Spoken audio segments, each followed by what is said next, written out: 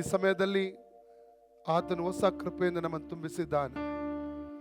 ಆತನ ಕೃಪೆಗೋಸ್ಕರ, ಆತನ ದಯೆಗೋಸ್ಕರವಾಗಿ ನಾವು ಆತನಿಗೆ ವಂದನೆ ಹೇಳೋಣ ಪ್ರಿಯರೇ. 103 ಕೀರ್ತನೆ 1 ವಾಕ್ಯ ಇರ್ತದೆ, ನನ್ನ ಮನವೇ ಯೆಹೋವನನ್ನು ಕೊಂಡಾಡು, ನನ್ನ ಸರ್ವೇಂದ್ರಿಯಗಳೇ ಆತನ ಪವಿತ್ರ ನಾಮವನ್ನು ಕೀರ್ತಿಸಿರಿ. ನನ್ನ ಮನವೇ ಯೆಹೋವನನ್ನು ಕೊಂಡಾಡು, ಆತನು ಮಾಡಿದ ಉಪಕಾರಗಳಲ್ಲಿ ಒಂದನ್ನು ಮರೆಯದಿರಿ ಎಂಬುದಾಗಿ. ಈ ಸಮಯದಲ್ಲಿ ನಮ್ಮ ದುಃಖ, ನಮ್ಮ ವೇದನೆ, ನಮ್ಮ ನೋವುಗಳು, ಎಲ್ಲ ನಮ್ಮ ಕಷ್ಟ ಸಮಸ್ಯೆಗಳನ್ನು ದೇವರ ಕೈಗೆ ಒಪ್ಪಿಸಿಕೊಡೋಣ ಪ್ರಿಯರೇ. ಹಲ್ಲೆಲೂಯಾ. ಆತನೊಬ್ಬನು ಮಾತ್ರ ನಮ್ಮ ಕಣ್ಣೀರನ್ನು ಒರೆಸುವುದಕ್ಕೆ ಶಕ್ತನಾಗಿದ್ದಾನೆ. ಯೇಸು ಮಾತ್ರ ಬಿಡುಗಡೆ ಮಾಡುವುದಕ್ಕೆ ಶಕ್ತನಾದಂಥ ದೇವರಾಗಿದ್ದಾನೆ ಪ್ರಿಯರೇ. ಆತನ ಕರಗಳಲ್ಲಿ ನಮ್ಮನ್ನು ಸಮರ್ಪಣೆ ಮಾಡುವ. ಉನ್ನತ ದೇವರು ನಿನ್ನೊಂದಿಗಿರಲು ಕಳವಳಗೊಳ್ಳದಿರು. ಉನ್ನತ ದೇವರು ನಿನ್ನೊಂದಿಗಿರಲು ಕಳವಳಗೊಳ್ಳದಿರು. ಆತ ಒಳ್ಳೆಯವನು, ಆತ ಉನ್ನತನು, ಸಹಾಯಕ್ಕೆ ಕೊರತೆಯಿಲ್ಲ. ಆತ ಒಳ್ಳೆಯವನು, ಆತ ಉನ್ನತನು, ಸಹಾಯಕ್ಕೆ ಕೊರತೆಯಿಲ್ಲ. ಉನ್ನತ ದೇವರು ನಿನ್ನೊಂದಿಗಿರಲು ಕಳವಳಗೊಳ್ಳದಿರು. ಉನ್ನತ ದೇವರು ನಿನ್ನೊಂದಿಗಿರಲು ಕಳವಳಗೊಳ್ಳದಿರು. ಪಾಪದಲ್ಲಿ ಇದ್ದಂತ ನನ್ನ ಪರಿಶುದ್ಧ ಮಾಡಿದನು.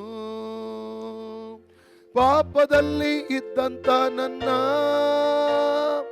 ಪರಿಶುದ್ಧ ಮಾಡಿದರು. ತವಕದಿ ಇದ್ದಂತ ನನ್ನ ತನ್ನ ಕರುಣೆಯಿಂದ ಬಿಡಿಸಿದರು. ತವಕದಿ ಇದ್ದಂತ ನನ್ನ ತನ್ನ ಕರುಣೆಯಿಂದ ಬಿಡಿಸಿದರು. ಉನ್ನತ ದೇವರು ನಿನ್ನೊಂದಿಗಿರಲು ಕಳವಳಗೊಳ್ಳದಿರು. ಉನ್ನತ ದೇವರು ನಿನ್ನೊಂದಿಗಿರಲು ಕಳವಳಗೊಳ್ಳದಿರು. ಯೇಸು ನಿನ್ನ ಮುಂದೆ ಹೋಗಲು ನೀ ಯೋರ್ದಾನ ದಾಟಿ ಹೋಗುವೆ. ಯೇಸು ನಿನ್ನ ಮುಂದೆ ಹೋಗಲು ನೀ ಯೋರ್ದಾನ ದಾಟಿ ಹೋಗುವೆ. ನಂಬಿಕೆಯು ನಿನಗಿದ್ದರೆ ಆ ಯೆರಿಕೋವ ಬೇಡಿಸುವೆ.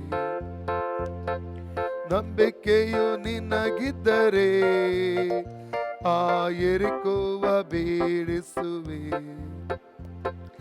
ಉನ್ನತ ದೇವರು ನಿನ್ನೊಂದಿಗಿರಲು ಕಳವಳಗೊಳ್ಳದಿರು.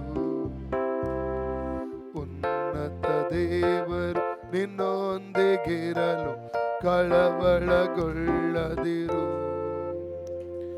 ಆ ದಿನದಿ ತನ್ಪಾದದಿ ಕುಳಿತ ಅನ್ನಾಳ ಜಪ ಕೇಳಿದ. ಆ ದಿನದಿ ತನ್ಪಾದದಿ ಕುಳಿತ ಅನ್ನಾಳ ಜಪ ಕೇಳಿದ. ಅನಾಥೆಯಾಗಿ ಇದ್ದಂತ ಆ ಅಗರಳ ಆಧರಿಸಿದ.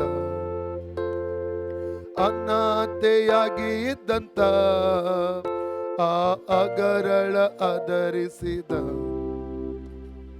ಉನ್ನತ ದೇವರು ನಿನ್ನೊಂದಿಗಿರಲು ಕಳವಳಗೊಳ್ಳದಿರು.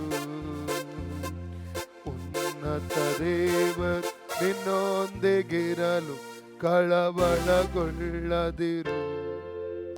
ಆತ ಒಳ್ಳೆಯವನು, ಆತ ಉನ್ನತನು, ಸಹಾಯಕ್ಕೆ ಕೊರತೆಯಿಲ್ಲ.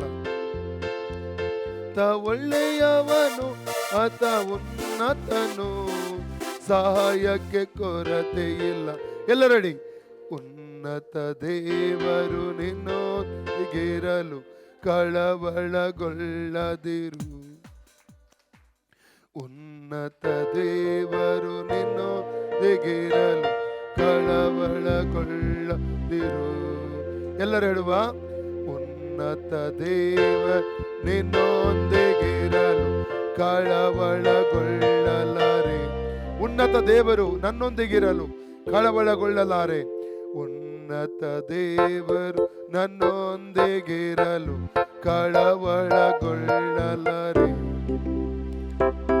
ಉನ್ನತ ದೇವರು ನನ್ನೊಂದಿಗಿರಲು ಕಳವಳಗೊಳ್ಳಲಾರೆ.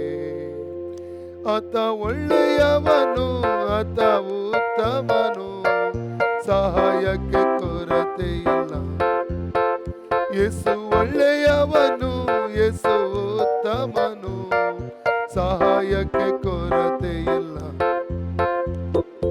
ಉನ್ನತ ದೇವರು ನಿನ್ನೊಂದಿಗಿರಲು ಕಳವಳಗೊಳ್ಳಲಾರೆ. ಉನ್ನತ ದೇವರು ನಿನ್ನೊಂದಿಗಿರಲು ಕಳವಳಗೊಳ್ಳಲಾರೆ. ಈ ಸಮಯದಲ್ಲಿ ಎರಡು ಕರಗಳನ್ನೆತ್ತಿ ಕರ್ತಾದಿ ಕರ್ತನನ್ನು ಆರಾಧಿಸೋಣ, ಸ್ತುತಿಸೋಣ, ಮಹಿಮೆ ಪಡಿಸೋಣ. ಪ್ರಿಯರೇ, ಯೇಸುವೆ ನಿನ್ನನ್ನು ಕೊಂಡಾಡುತ್ತೇವಪ್ಪ, ನಿನ್ನ ನಾಮವನ್ನು ಘನಪಡಿಸುತ್ತೇವೆ, ನಿನ್ನ ನಾಮವನ್ನು ಮಹಿಮೆಪಡಿಸುತ್ತೇವೆ. ರಾಜ್ಯ ನಿನ್ನೊಬ್ಬನ ಯೋಗ್ಯನು, ಸ್ತುತಿಗೆ ಯೋಗ್ಯನು, ಘನತೆಗೆ ಯೋಗ್ಯನು, ಮಾನಕ್ಕೆ ಯೋಗ್ಯನು, ಮಹಿಮೆಗೆ ಯೋಗ್ಯನಾದ ದೇವರಾಗಿದ್ದೆ. ಯೇಸು ರಾಜ, ನಿನಗೆ ಕೊಂಡಾಟಪ್ಪ, ನಿನ್ನ ಸ್ತುತಿಸುತ್ತೇವೆ ರಾಜ್ಯ. Glory Jesus, thank you Lord. Hallelujah, hallelujah. ಶಕರಮ ಸಂದರೆ ತುರಿ ಅಂದಲ. Hallelujah, glory, thank you Lord. ಪ್ರೀತಿ ಸ್ವರೂಪನಾದ ನಮ್ಮ ಪರಲೋಕ ತಂದೆಯೇ, ಯೇಸುವಿನ ನಾಮದಲ್ಲಿ ಪವಿತ್ರಾತ್ಮನ ಸಹಾಯದೊಂದಿಗೆ ನಿನ್ನ ಪಾದ ಸಮ್ಮುಖಕ್ಕೆ ನಾವು ಬಂದಿದ್ದೇವೆ ಕರ್ತನೆ. ಒಳ್ಳೆಯ ಸಮಯಕ್ಕ ಸ್ತೋತ್ರ ಕರ್ತನೆ. ಜೀವಳೆನ್ನ ವಚನಗಳನ್ನು ಧ್ಯಾನಿಸುವುದಕ್ಕಾಗಿ ಹೋಗುವಾಗ ನಮ್ಮನ್ನೇ ನಿನ್ನ ಪವಿತ್ರವಾದ ಕರಗಳಿಗೆ ಒಪ್ಪಿಸಿಕೊಡ್ತೇವೆ. ಜೀವ ವಾಕ್ಯಗಳ ಮೂಲಕ ನಮ್ಮ ಜೊತೆಯಲ್ಲಿ ಕರ್ತನೆ ಮಾತನಾಡಬೇಕಾ ಕರ್ತನೆ ಕೇಳ್ಕೊಳ್ತೇನೆ. ನಮ್ಮನ್ನೇ ತಗ್ಗಿಸಿ ನಿನ್ನ ಪವಿತ್ರ ಕರಗಳಿಗೆ ಒಪ್ಪಿಸಿಕೊಡ್ತೇವೆ ಯೇಸುವಿನ ಹೆಸರಲ್ಲಿ ತಂದೆಯೇ, amen. Hallelujah, praise the Lord. ನಾವು ಹಿಬ್ರಿಯ ಪುಸ್ತಕ 11ನೇ ಅಧ್ಯಾಯ 1ನೇ ವಾಕ್ಯ ಓದುವ. Book of Hebrew chapter 11 verses 1. ನಂಬಿಕೆಯು ನಾವು ನಿರೀಕ್ಷಿಸುವ ವಿಷಯವಾಗಿ ನಾವು ನಿರೀಕ್ಷಿಸುವ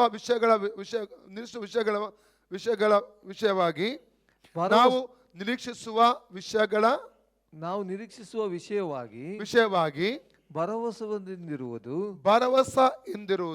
ಕಣ್ಣಿಗೆ ಕಾಣದವುಗಳನ್ನು ನಿಜವೆಂದು ತಿಳಿದುಕೊಳ್ಳುವುದು ಆಗಿದೆ. ನಂಬಿಕೆಯು ನಾವು ನಿರೀಕ್ಷಿಸುವ ವಿಷಯವಾಗಿ ಭರವಸೆಯಿಂದಿರುವುದು, ಕಣ್ಣಿಗೆ ಕಾಣದವುಗಳನ್ನು ನಿಜವೆಂದು ನಂಬುವುದು ಆಗಿದೆ. ಇವತ್ತು ನನ್ನ ಪ್ರಸಂಗದ ತಲೆಬರಹ ನಂಬಿಕೆ ಎಂಬುದಾಗಿ. ಎಲ್ಲರೆಡಿ ನಂಬಿಕೆ, ಆಮೆನ್. ನಂಬಿಕೆ ಎಂಬಂತ ಹಿಬ್ರೂ ಪದ ನಂಬಿಕೆ ಎಂಬುದ ಕನ್ನಡದಲ್ಲಿ ಹೇಳುವ ಹಿಬ್ರಿಯ ಪದ ಎಮುನಾ ಎಂಬುದಾಗಿ. ಎಲ್ಲ ರೆಡಿ? ಅವನು ಎಮುನಾ, ಪ್ರೈಸ್ ಗಾಡ್. ಹಿಬ್ರಿಯದಲ್ಲಿ ನಂಬಿಕೆಗೆ ಎಮುನಾ ಎಂಬುದಾಗಿ ಹೇಳ್ತಾರೆ. ಗ್ರೀಕ್ ಅಲ್ಲಿ ಪಿಸ್ಟಿಸ್ ಎಂಬುದಾಗಿ ಹೇಳ್ತಾರೆ. ಗ್ರೀಕ್ ಅಲ್ಲಿ ಏನ್ ಹೇಳ್ತಾರೆ? ಪಿಸ್ಟಿಸ್. ಯಮುನಾ ಹಿಬ್ರಿಯ ಪದ, ಗ್ರೀಕ್ ನಲ್ಲಿ ಪಿಸ್ಟಿಸ್ ಎಂಬಂತ ಪದ, ಕನ್ನಡದ ನಂಬಿಕೆ ಎಂಬಂತ ಪದವಾಗಿದೆ. ಆಂಗ್ಲ ಭಾಷೆಯಲ್ಲಿ ನಾವು ಅದನ್ನು ಫೈತ್ ಎಂಬುದಾಗಿ ನಾವು ಹೇಳ್ತೇವೆ. ಪ್ರಿಯರೇ, ಇಲ್ಲಿ ಹಿಬ್ರಿಯ 11 ವಾಕ್ಯ ಓದುವಾಗ ಅದು ತಿಳಿಸುವಂಥದ್ದು ನಂಬಿಕೆ ಎಂದರೆ ಏನು ಎಂಬುದಾಗಿ ಹೇಳುವಂಥದ್ದಾಗಿದೆ. ಅಲ್ಲಿ 2 ವಿಷಯ ಉಂಟು. ಒಂದು, ನಂಬಿಕೆಯೋ ನಾವು ನಿರೀಕ್ಷಿಸುವ ವಿಷಯಗಳಲ್ಲಿ ಭರವಸೆ ಎಂದಿರುವುದು. ಯಾವುದನ್ನು ನಾವು ನಿರೀಕ್ಷಿಸುತ್ತಾ ಇದ್ದೇವೋ ಅದರ ಕುರಿತಾಗಿ ಭರವಸೆ ಎಂದಿರುವುದು. ಒಂದು ವೇಳೆ ಒಂದು ಮಗುಗೋಸ್ಕರವಾಗಿ ದೇವರ ಪಾದಪೀಠದಲ್ಲಿ ಕುಳಿತು ಪ್ರಾರ್ಥನೆ ಮಾಡ್ತಾ ಇರಬಹುದು, ಎದುರು ನೋಡ್ತಾ ಇರಬಹುದು, ಅಥವಾ ಒಂದು ಸ್ವಸ್ಥತೆಗಾಗಿ, ಒಂದು ಆರೋಗ್ಯಕ್ಕಾಗಿ ನೀವು ದೇವರ ಪಾದಪೀಠದಲ್ಲಿ ಕೂತು ಅದನ್ನು ಎದುರು ನೋಡ್ತಾ ಇರಬಹುದು, ಅಥವಾ ಒಂದು ಕೆಲಸಕ್ಕಾಗಿ ಪ್ರಾರ್ಥಿಸುತ್ತಾ ಇರಬಹುದು, ಅಥವಾ ಇನ್ಯಾವುದೋ ಒಂದು ಮದುವೆಗೋಸ್ಕರವಾಗಿ ವರನನ್ನು ವಧುವನ್ನು ನೀವು ಎದುರು ನೋಡ್ತಾ ಇರಬಹುದು, ಅಥವಾ ವ್ಯಾಪಾರದ ವಿಷಯ ಆಗಿರಬಹುದು, ನಿಮ್ಮ ವಿದ್ಯಾಭ್ಯಾಸಕ್ಕೆ ಸಂಬಂಧಪಟ್ಟ ವಿಷಯ ಆಗಿರಬಹುದು. ಯಾವುದೋ ಒಂದು ಸಂಗತಿ ಇವತ್ತು ದೇವರ ಬಳಿ ಪ್ರಾರ್ಥನೆ ಮಾಡಿ ನಾವು ಎದುರು ನೋಡ್ತಾ ಇರುವಂತ ಒಂದು ಸಂಗತಿಗಳು. Praise God. ನಂಬಿಕೆ ಅಂದ್ರೆ ಏನು? ನಾವು ದೇವರ ಸಮ್ಮುಖದಲ್ಲಿ ಎದುರು ನೋಡುವಂತ, ನಿರೀಕ್ಷಿಸುವಂತ ಒಂದು ವಿಷಯ ಎಂಬುದಾಗಿ ನಾವು ನೋಡ್ತೇವೆ. ಮಾತ್ರವಲ್ಲ, ಕಣ್ಣಿಗೆ ಕಾಣದವುಗಳನ್ನು ಪ್ರೈಸ್ ಗಾಡ್ ನಿಜವೆಂದು ನಂಬುವುದು. ಪರಲೋಕವನ್ನು ಎಷ್ಟು ಜನ ನೋಡಿದ್ದೀರಿ? ಇಲ್ಲಿದ್ದವರಲ್ಲಿ ಎಷ್ಟು ಜನ ನೋಡಿದ್ದೀರಿ? ಅಲ್ಲಲ್ಲಯ್ಯ, ನಂಬ್ತೀರ ಪರಲೋಕ ಇದೆಯಾ? ಪರಲೋಕ ಇದೆ. ಹೇಗೆ ನಂಬ್ತೀರಿ ಪರಲೋಕ ಇದೆ ಎಂಬುದಾಗಿ? ಆಧಾರ ಏನು? ಸತ್ಯವೇದ. ಆಧಾರ ಏನು? ಬೈಬಲ್. Praise God. ಅಮೇರಿಕ ಎಷ್ಟು ಜನ ನೋಡಿದ್ದೀರಿ? ಅಮೇರಿಕ ಇದೆಯಾ? ಅಮೇರಿಕ ಇಲ್ಲ ಅಂತ ಯಾರು ಹೇಳಿದ್ದು ಏನ್ ಮಾಡ್ತೀರಾ ನೀವೀಗ?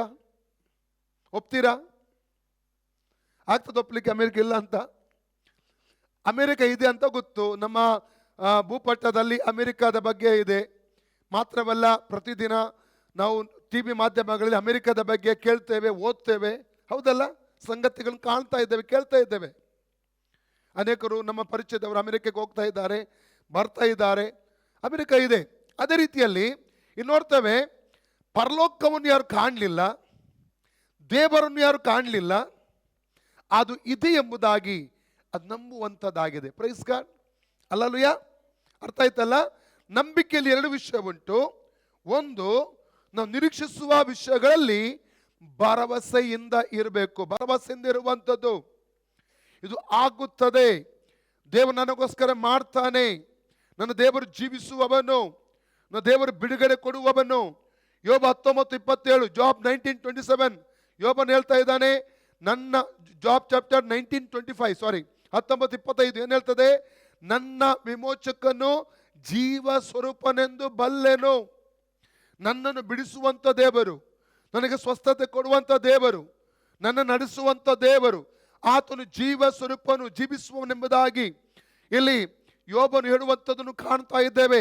ಅಂದರೆ ಏನನ್ನು ದೇವರಿಂದ ಎದುರು ನೋಡ್ತಾ ಇದ್ದೇವೆಯಾ, ಯಾವುದು ನಿರೀಕ್ಷೆ ಮಾಡ್ತಾ ಇದ್ದೇವೆಯಾ, ಅದರಲ್ಲಿ ಭರವಸೆಯಿಂದಿರುವಂಥದ್ದು.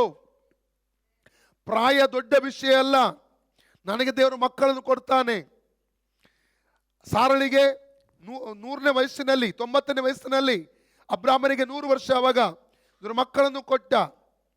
ಅಲ್ಲಲ್ಲಿಯ ನಾವು ಇಲ್ಲಿ ಜಕಾರಿಯ ಮತ್ತು ಎಲಿಜಬೆತ್ ದಂಪತಿಗಳನ್ನು 1ನೇ ಅಧ್ಯಾಯ 5-7 ವಾಕ್ಯ, ಲೂಕನ ಪುಸ್ತಕ 1 ಲೂಕ್ 1:5-7 ನೋಡ್ತೇವೆ. ವಾಕ್ಯ ಹೇಳ್ತದೆ, ದಿನ ಹೋದವರಾಗಿದ್ದರು. ಅವರು ಟೈಮ್ ಮುಗಿದಿತ್ತು ಅವರದು, ದಿನ ಹೋದವರಾಗಿದ್ದರು, ಪ್ರಾಯದ ಮುದುಕಿಯರಾಗಿದ್ದರು. ದೇವರಿಂದ ಅವರು ಎದುರು ನೋಡಿದರು. ಅವರಿಗೆ ಮಕ್ಕಳ ಆಶೀರ್ವಾದ ಅಲ್ಲಿ ಸಿಗುವಂಥದ್ದನ್ನು ಅಲ್ಲಿ ನಾವು ಕಾಣ್ತೇವೆ ಪ್ರಿಯರೇ. ಅಲ್ಲಲ್ಲಿಯ ಸತ್ಯವೇದ ಓದುವಾಗ 38 ವರ್ಷಗಳಿಂದ 18 ವರ್ಷಗಳಿಂದ 12 ವರ್ಷಗಳಿಂದ ಇರುವಂಥ ರೋಗಿಗಳನ್ನು ಕರ್ತನು ಸೌಖ್ಯ ಮಾಡಿಕೊಳ್ಳುವಂಥದ್ದನ್ನು ಅಲ್ಲಿ ನಾವು ಕಾಣ್ತಾ ಇದ್ದೇವೆ. ದೇವರಿಗೆ ಸಮಯ ವಿಷಯವಲ್ಲ. ಅಲ್ಲಲ್ಲಿಯ ಎಂಥ ಪರಿಸ್ಥಿತಿಯಲ್ಲಿ ಕೂಡ ದೇವರು ನಮಗೋಸ್ಕರವಾಗಿ ಅದ್ಭುತಗಳನ್ನು ಮಾಡಲಿಕ್ಕೆ ಶಕ್ತನೆಂಬಂಥ ದೃಢತೆ, ಆ ನಂಬಿಕೆ ನಮ್ಮಲ್ಲಿ ಇರಬೇಕು. ಅದನ್ನು ಹೇಳುವಂಥದ್ದು, ನಾವು ನಿರೀಕ್ಷಿಸುವ ವಿಷಯಗಳಲ್ಲಿ ಭರವಸೆಯಿಂದಿರುವುದು. ಎಣದ ಕಣ್ಣಿಗೆ ಕಾಣದವುಗಳನ್ನು ನಿಜವೆಂದು ನಂಬುವಂಥದ್ದು. ಅಲ್ಲಲ್ಲಿಯ ಕಣ್ಣಿಗೆ ಕಾಣದ ಸಂಗತಿಗೆ ಏನ್ ಮಾಡ್ಬೇಕಂತ ನಾವು, ಅದು ನಿಜ, ಅದು ಇದೆ, ಪರಲೋಕ ಇದೆ, ದೇವರಿದ್ದಾನೆ, ದೇವದೂತರು ಇದ್ದಾರೆ, ಹಲ್ಲೆಲೂಯಾ, ಆತ್ಮ ಇದೆ. ನಾವು ಇದೆ ಎಂಬುದು, ಕಣ್ಣಿಗೆ ಕಾಣದವುಗಳನ್ನು ಇದೆ ಎಂಬುದಾಗಿ ನಂಬುವಂತ ಎರಡು ಸಂಗತಿಗಳೆಲ್ಲ ನೋಡ್ತಾ ಇದ್ದೇವೆ. ನಾವು ಹಿಬ್ರಿ 11:6 ಬರುವಾಗ ಹಿಬ್ರು 11:6 ಹೇಳ್ತದೆ, ನಂಬಿಕೆ ಇಲ್ಲದೆ ದೇವರನ್ನು ಮೆಚ್ಚಿಸುವುದಕ್ಕೆ ಸಾಧ್ಯವಿಲ್ಲ. ನಾವು ಉದಾಹರಣೆಗೆ ಅರಣ್ಯಕಾಂಡ 14:24 ವಾಕ್ಯ ಓದುವಾಗ, ಕಲೇಬನ ಕುರಿತಾಗಿ ಓದುವಾಗ, ಕಲೇಬನು ನಂಬಿಕೆಯ ಆತ್ಮವುಳ್ಳವನಾಗಿದ್ದನು. ಕಲೇಬನು ಎಂತ ಆತ್ಮವುಳ್ಳವನಾಗಿದ್ದನು?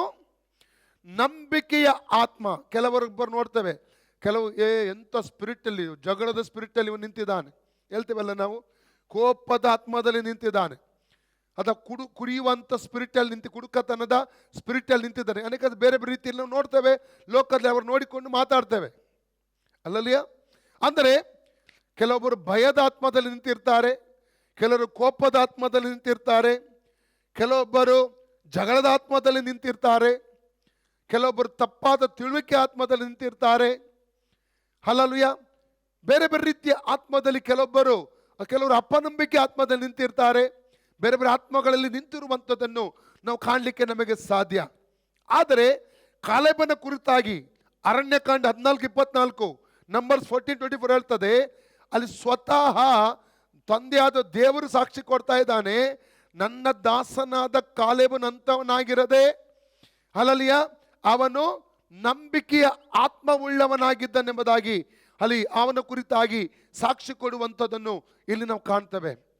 ಪ್ರೀತಿಯ ಸಹೋದರ ಸಹೋದರಿಯರೇ, ನಾವು ನಂಬಿಕೆಯ ಯಾವಾಗಲೂ ಎಂಥ ಪರಿಸ್ಥಿತಿಯಲ್ಲಿಯೂ ಎಂಥ ಸಮಯದಲ್ಲಿಯೂ ನಂಬಿಕೆಯ ಆತ್ಮ ಉಳ್ಳವರಾಗಿ ನಾವು ನಿಲ್ಲುವವರಾಗಿರಬೇಕು. ಯಾಕಂದ್ರೆ ನಂಬಿಕೆ ಇಲ್ಲದೆ ದೇವರನ್ನು ಮೆಚ್ಚಿಸುವುದಕ್ಕೆ ಆಗುವುದಿಲ್ಲ.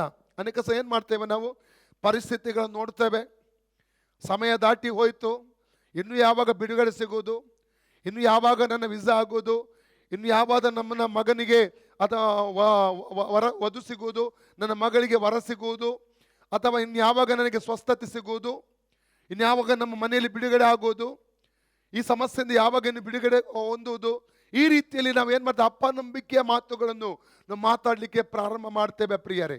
ಅಲ್ಲಲ್ಲಿಯ ಪರಿಸ್ಥಿತಿ ಎಂಥದೇ ಇರಲಿ, ನಂಬಿಕೆಯ ಆತ್ಮದೊಂದಿಗೆ ನಾವು ನಿಲ್ಲುವುದಾದರೆ ಅನೇಕ ಅದ್ಭುತಗಳನ್ನು ನಮ್ಮ ಜೀವಿತದಲ್ಲಿ ನಾವು ಕಾಣಲಿಕ್ಕೆ ನಮಗೆ ಸಾಧ್ಯ. ನಂಬಿಕೆ ಇಲ್ಲದೆ ದೇವರನ್ನು ಯಾರು ಕೂಡ ಮೆಚ್ಚಿಸುವುದಕ್ಕೆ ಸಾಧ್ಯವಿಲ್ಲ ಎಂಬುದಾಗಿ ದೇವರ ವಾಕ್ಯ ಭಾಗದಲ್ಲಿ ನಾವು ಕಾಣಲಿಕ್ಕೆ ನಮಗೆ ಸಾಧ್ಯವಾಗ್ತದೆ. ಎಜೆಕಿಯೇಲ್ 37ನೇ ಅಧ್ಯಾಯದಲ್ಲಿ 1-14 ವಾಕ್ಯ ಓದುವಾಗ, ಒಬ್ಬ ದೊಡ್ಡ ಎಲುಬಿನ ಕಣಿವೆಯನ್ನು ದೇವರ ಪ್ರವಾದಿ ಎಜೆಕಿಯೇಲನಿಗೆ ತೋರಿಸಿದ, ಅಲ್ಲಿ ಅದನ್ನು ಬಳಸಿಕೊಂಡು ಹೋದ. ಆ ಒಂದು ಎಲುಬಿನ ಕಣಿ ಕರ್ಕೊಂಡು ಹೋದ, ಅಲ್ಲಿ ಎಲುಬುಗಳ ರಾಶಿ ತುಂಬಿ ಹೋಗಿದೆ. ದೇವರು ಅವನಿಗೆ ಕೇಳುವಂಥ ಪ್ರಶ್ನೆಯನ್ನು ಗೊತ್ತುಂಟ, ಎಲುಬುಗಳನ್ನು ತೋರಿಸಿ, ಇವಕ್ಕೆ ಜೀವ ಬರಲಿಕ್ಕೆ ಸಾಧ್ಯ ಇದೆಯಾ? ಮಾನುಷಿಕವಾಗಿ ನಾವು ಪರಿಸ್ಥಿತಿಗಳು ನೋಡುವಾಗ ಈ ಸಂಗತಿಗೆ ಬಿಡುಗಡೆ ಸಿಗಲ್ಲ, ಈ ಸಂಗತಿಗೆ ಒಂದು ಅದ್ಭುತ ನಡೆಯಲ್ಲ ಎಂಬುದಾಗಿ ನಾವು ಏನು ಮಾಡ್ತೇವೆ, ನಾವೊಂದು ತೀರ್ಪು ಮಾಡಿಬಿಡ್ತೇವೆ, ಹೇಳಿಬಿಡ್ತೇವೆ. ಈ ವ್ಯಕ್ತಿ ಸರಿಯಾಗಲ್ಲ, ಅಥವಾ ಇವರಿಗೆ ಬಿಡುಗಡೆ ಸಿಗುವುದಿಲ್ಲ, ಸೌಖ್ಯ ಸಿಗುವುದಿಲ್ಲ, ಈ ರೀತಿಯಲ್ಲಿ ಸತ್ತು ಹೋಗುತ್ತಾರೆ, ಇದೇ ರೀತಿ ಆಗ್ಲಿಕ್ಕೆ ಹೋಗುತ್ತದೆ, ಇದೇ ರೀತಿ ನಡಿಲಿಕ್ಕೆ ಹೋಗುತ್ತದೆ, ಏನೆಲ್ಲ ನಾವು ತೀರ್ಪುಗಳನ್ನು ಮಾಡಿಬಿಡ್ತೇವೆ. ಕಾರಣ ಏನು? ಅಲ್ಲಲ್ಲಿ ನಂಬಿಕೆ ಒಳಗಡೆ ಇಲ್ಲದ ಒಂದು ಕಾರಣ. ನಾವು ಪರಿಸ್ಥಿತಿಗಳನ್ನು ನೋಡಿ ಅದನ್ನು ನಂಬುತ್ತೇವೆ ನಾವು. ಅದು ಎಜೆಕಿಯೇಲ್ ಪ್ರವಾದಿ ಏನು ಹೇಳ್ತಾ ಇದ್ದಾನೆ, ಇಲ್ಲ ಅಂತ ಸಹ ಹೇಳ್ತಾ ಇಲ್ಲ, ಹೌದು ಅಂತ ಸಹ ಹೇಳ್ತಾ ಇಲ್ಲ, ದೇವರೇ ನೀನೇ ಬಲ್ಲೆ. Praise God. ಆತನಿಗೆ ದೇವರ ಮೇಲೆ ನಂಬಿಕೆ ಇತ್ತು ಪ್ರಿಯರೇ. ಆಗ ದೇವರು ಏನು ಹೇಳಿದ, ಅವನು ಗೈಡ್ ಮಾರ್ಗದರ್ಶನ ಮಾಡ್ತಾ ಇದ್ದಾನೆ. ಒಂದು ಅದ್ಭುತ ನಡೆಯಬೇಕಾದ ಏನು ಮಾಡಬೇಕೀಗ, ನನ್ನ ಮಾತುಗಳನ್ನು ಮಾತಾಡಬೇಕು, ನನ್ನ ವಾಕ್ಯಗಳನ್ನು ಮಾತಾಡಬೇಕು. ಎಜೆಕಿಯೇಲ್ ಪ್ರವಾದಿ ವಿಧೇಯನಾದ, ದೇವರ ಮಾತುಗಳನ್ನು ಮಾತಾಡೋದಕ್ಕೆ ಪ್ರಾರಂಭ ಮಾಡಿದ. ಏನಾಯಿತು? ಟಕ ಟಕ ಟಕ ಶಕ ಶಬ್ದವಾಯಿತು. ಎಲುಬು ಎಲುಬಿಗೆ ಜೋಡಣೆಯಾಗಿ ಕೊನೆಗೆ ಅವುಗಳಲ್ಲಿ ಮಾಂಸ ಬಂದು ಚರ್ಮ ಹರಡಿ ಕೊನೆಗೆ ಒಂದು ದೊಡ್ಡ ಸೈನ್ಯವಾಗಿ, ಜೀವವುಳ್ಳ ಸೈನ್ಯವಾಗಿದ್ದು ನಿಲ್ಲುವಂಥದ್ದನ್ನು ಅಲ್ಲಿ ನಾವು ಕಾಣಲಿಕ್ಕೆ ನಮಗೆ ಸಾಧ್ಯ ಪ್ರಿಯರೇ. ಹಾಗಾದರೆ ಇಬ್ರಿಯ 11:6 ಪ್ರಕಾರವಾಗಿ ನಂಬಿಕೆ ಇಲ್ಲದೆ ದೇವರನ್ನು ಮೆಚ್ಚಿಸುವುದಕ್ಕೆ ಸಾಧ್ಯವಿಲ್ಲ. ದೇವರನ್ನು ಹುಡುಕುವವರು ದೇವರು ಇದ್ದಾನೆ, ಹುಡುಕೋಗೆ ಪ್ರತಿಫಲ ಕೊಡ್ತಾನೆಂಬುದಾಗಿ ನಂಬಬೇಕೆಂಬುದಾಗಿ ಅಲ್ಲಿ ನಾವು ಕಾಣಲಿಕ್ಕೆ ನಮಗೆ ಸಾಧ್ಯ. ಒಂದೇ ಒಂದು ವಿಷಯ ತಿಳ್ಕೊಳ್ಬೇಕು ನಾವು, ಏನಂದರೆ ಅದು ಎಂಥದ್ದು ಅದ್ಭುತ ಆಗಿಲ್ಲ, ಕ್ಯಾನ್ಸರ್ ಗುಣ ಆಗೋದು, ಟ್ಯೂಮರ್ ಗುಣ ಆಗುವುದು, HIV ಗುಣ ಆಗುವುದು, ಕೊರೋನಾ ರೋಗ ಗುಣ ಆಗುವುದು, ಅಥವಾ ಇನ್ಯಾವುದೇ ಸಮಸ್ಯೆಯಿಂದ ಬಿಡುಗಡೆ ಹೊಂದುವಂಥದ್ದು, ಒಂದು ಅಸಾಧ್ಯವಾದ ಸಂಗತಿ ನಮ್ಮ ಮುಂದೆ ಇವತ್ತು ಇರ್ಬೋದು, ಕಾನೂನಿನ ತೊಡಕಿರ್ಬೋದು, ತಡೆಗಳಿರ್ಬೋದು, ಅಥವಾ ಬೇರೆ ಯಾವುದೇ ವಿಧವಾದ ಸಂಗತಿ, ಅಸಾಧಾರಣವಾದ ಸಂಗತಿ, ಅಸಾಧ್ಯವಾದ ಸಂಗತಿ ಮುಂದೆ ಇರ್ಬೋದು. ಆದರೆ ನಾವು ನಂಬಬೇಕು, ಈ ಪರಿಸ್ಥಿತಿಯ ಮಧ್ಯದಲ್ಲಿ ನನ್ನ ದೇವರಿಗೆ ಇವೆಲ್ಲ ಸಂಗತಿಗಳ ಮಧ್ಯದಲ್ಲಿ ಅದ್ಭುತ ಮಾಡಲಿಕ್ಕೆ ಸಾಧ್ಯ ಎಂಬುದಾಗಿ. ಆಗ ಕರ್ತನು ನಮಗೋಸ್ಕರವಾಗಿ ಅದ್ಭುತಗಳನ್ನು ಮಾಡುತ್ತಾನೆ ಪ್ರಿಯರೇ. ಕಾರಣ ನಂಬಿಕೆ ಇಲ್ಲದೆ ದೇವರನ್ನು ಮೆಚ್ಚಿಸುವುದಕ್ಕೆ ಸಾಧ್ಯವಿಲ್ಲ. ನಾವು ಇವತ್ತು ನೋಡ್ಲಿಕ್ಕೆ ಹೋಗ್ತೇವೆ ಅನೇಕ ವಿಧವಾದ ನಂಬಿಕೆಗಳ ಕುರಿತಾಗಿ. ಸತ್ಯವೇದ ಆದಿಕಾಂಡದಿಂದ ಪ್ರಕಟಣೆಯವರೆಗೆ ನಾವು ಓದುವುದಾದರೆ ಅನೇಕ ವಿಧವಾದ ನಂಬಿಕೆಗಳ ಬಗ್ಗೆ ಬರೆಯಲ್ಪಟ್ಟಿದೆ. Praise God. ಆ ನಂಬಿಕೆಗಳ ಕುರಿತಾಗಿ ಈ ಸಮಯದಲ್ಲಿ ನಾವು ಧ್ಯಾನ ಮಾಡಲಿಕ್ಕೆ ಹೋಗ್ತಾ ಇದ್ದೇವೆ. Praise God. ಇವತ್ತು ಎಷ್ಟನೇ ದಿವಸ ಅಯ್ಯ ಉಪವಾಸ ಪ್ರಾರ್ಥನೆ? 14ನೇ ದಿವಸ. ಇವತ್ತು 14 ದಿವಸ ಆಯಿತು ನಾವು ಉಪವಾಸ ಪ್ರಾರ್ಥನೆ ಆರಂಭಿಸಿ. ನಾವು ಆಗಸ್ಟ್ ಸೆಪ್ಟೆಂಬರ್ 10ನೇ ತಾರೀಕಿಗೆ ಆರಂಭಿಸಿದ್ದೇವೆ. 14 ದಿವಸ ಆಯಿತು ಪ್ರಿಯರೇ. ನಾನು ಖಂಡಿತ ನಂಬುತ್ತೇನೆ ದೇವರು ಅನೇಕ ಕಾರ್ಯಗಳು ನಿಮ್ಮ ಮಧ್ಯದಲ್ಲಿ ಮಾಡಿದಾನೆಂಬುದಾಗಿ. Price God. ಓಕೆ, ನಾವು ದೇವರ ವಾಕ್ಯದ ಕಡೆಗೆ ಗಮನ ಹರಿಸೋಣ. ಅನೇಕ ವಿಧವಾದ ನಂಬಿಕೆಗಳ ಕುರಿತಾಗಿ ನೋಡ್ತೇವೆ. ಈವನ್ ಸಕಾರಾತ್ಮಕವಾದ ನಂಬಿಕೆಗಳ ಕುರಿತಾಗಿ, ನಾವು ಸರಿಯಾದ ನಂಬಿಕೆಗಳ ಕುರಿತಾಗಿ ಇವತ್ತು ಧ್ಯಾನ ಮಾಡಲಿಕ್ಕೆ ಹೋಗ್ತೇವೆ. ತಪ್ಪಾದ ನಂಬಿಕೆಗಳ ಕುರಿತಾಗಿ ಇವತ್ತು ನಾವು ಧ್ಯಾನ ಮಾಡಲಿಕ್ಕೆ ಹೋಗ್ತಾ ಇದ್ದೇವೆ. Praise God. ಹಾಗಾದ್ರೆ ಮೊದಲದಾಗಿ ಸರಿಯಾದ ನಂಬಿಕೆಯ ಕುರಿತಾಗಿ ನಾವು ಧ್ಯಾನ ಮಾಡೋಣ ಪ್ರಿಯರೇ. ಮೊದಲ ನಂಬಿಕೆ ಜಾನ್ ಚಾಪ್ಟರ್ 14:1, ಯೋಹನ 14:1, ದೇವರ ಮೇಲಿರುವ ನಂಬಿಕೆ. ಓದಿ ಯಾರಾದರೂ. ನಿಮ್ಮ ಹೃದಯವು ಕಳವಳಗೊಳ್ಳದಿರಲಿ. ನಿಮ್ಮ ಹೃದಯವು ಕಳವಳಗೊಳ್ಳದಿರಲಿ. ದೇವರನ್ನು ನಂಬಿರಿ, ನನ್ನನ್ನು ನಂಬಿರಿ. ದೇವರನ್ನು ನಂಬಿರಿ, ನನ್ನನ್ನು ನಂಬಿರಿ. ಅಲ್ಲಲಿಯ ಮೊದಲ ನಂಬಿಕೆ ಆಗಿದೆ ದೇವರ ಮೇಲಿರುವ ನಂಬಿಕೆ. Praise God. ನಾವು ದೇವರನ್ನು ನಂಬಬೇಕು ಪ್ರಿಯರೇ. ಎಂಥ ಪರಿಸ್ಥಿತಿಯಲ್ಲಿ ಕೂಡ ದೇವರ ಮೇಲಿರುವ ನಂಬಿಕೆ ಕಡಿಮೆ ಆಗಕೂಡದು. Praise God. ನಮಗೆ ಅದ್ಭುತಗಳು ನಡೆದಿದ್ದರು, ಬಿಡುಗಡೆಗಳು ನಡೆದರು, ಬಿಡುಗಡೆ ನಡೆಯದೇ ಇದ್ದರು, ದೇವರ ಮೇಲಿರುವ ನಂಬಿಕೆ ಮಾತ್ರ ನಾವು ಬಿಡುವವರಾಗಿರಬಾರದು. Praise God. ಅದ್ಭುತಗಳು ಹೊಂದಬೇಕಾದ್ರೆ ಏನ್ ಬೇಕು? ನಂಬಿಕೆ ಬೇಕು. ಯಾಕಂದ್ರೆ ಈಗಾಗಲೇ ಓದಿದ ಇಬ್ರಿ 11:6, ನಂಬಿಕೆ ಇಲ್ಲದೆ ಯಾರು ಕೂಡ ದೇವರನ್ನು ಮೆಚ್ಚಿಸುವುದಕ್ಕೆ ಸಾಧ್ಯವಿಲ್ಲ. Praise God. ಹಾಗಾದ್ರೆ ಯೇಸು ಮೇಲೆ ಹೇಳ್ತಾ ಇದ್ದಾರೆ, ನೀವು ಕಳವಳಗೊಳ್ಳಬೇಡಿ. ಕಳವಳ ಯಾವಾಗಗೊಳ್ತೇವೆ ನಾವು? ವಿವಿಧ ಪರಿಸ್ಥಿತಿಗಳ ಮಧ್ಯದಲ್ಲಿ, ಪ್ರತಿಕೂಲಗಳ ಮಧ್ಯದಲ್ಲಿ ಸ್ವಲ್ಪ ದಿವಸ ಪ್ರೇಯರ್ ಮಾಡ್ತೇವೆ, ಬಿಡುಗಡೆ ಸಿಗದಿದ್ರೆ ಕುಗ್ಗಿ ಹೋಗುತ್ತೇವೆ, ನಿರಾಶರಾಗುತ್ತೇವೆ, ಕೊನೆಗೆ ಪ್ರಾರ್ಥಿಸುವುದನ್ನೇ ಬಿಡ್ತೇವೆ. ಯಾಕೆ ಪ್ರಾರ್ಥಿಸುವುದನ್ನು ಬಿಡ್ತೇವೆ? ಕಾರಣ ಏನು? ಯಾಕಂದ್ರೆ ನಮಗೆ ದೇವರ ಮೇಲೆ ನಂಬಿಕೆ ಇಲ್ಲ. ನಾವು ಲೂಕನ ಸುವಾರ್ತೆ 18ನೇ 1ನೇ ವಾಕ್ಯದಲ್ಲಿ ಯೇಸು ಏನು ಹೇಳಿದ? ನೀವು ಬೇಸರಗೊಳ್ಳದಂತೆ ಪ್ರಾರ್ಥನೆ ಮಾಡಿರಿ. ಬೇಸರಗೊಳ್ಳದಂತೆ ಏನು ಮಾಡ್ಬೇಕಂತೆ? ಸಿಗುವವರೆಗೆ, ಬಿಡುಗಡೆ ಸಿಗುವವರೆಗೆ ಪ್ರಾರ್ಥನೆ ನಾವು ನಿಲ್ಲಿಸಕೂಡದು. 7ನೇ ವಾಕ್ಯ ಅದರಲ್ಲಿ ಹೇಳ್ತದೆ, ಲೂಕ್ ಚಾಪ್ಟರ್ 18:7, 18:7 ಏನು ಹೇಳ್ತದೆ?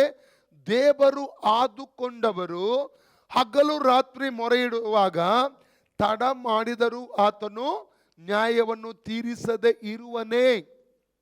Praise God.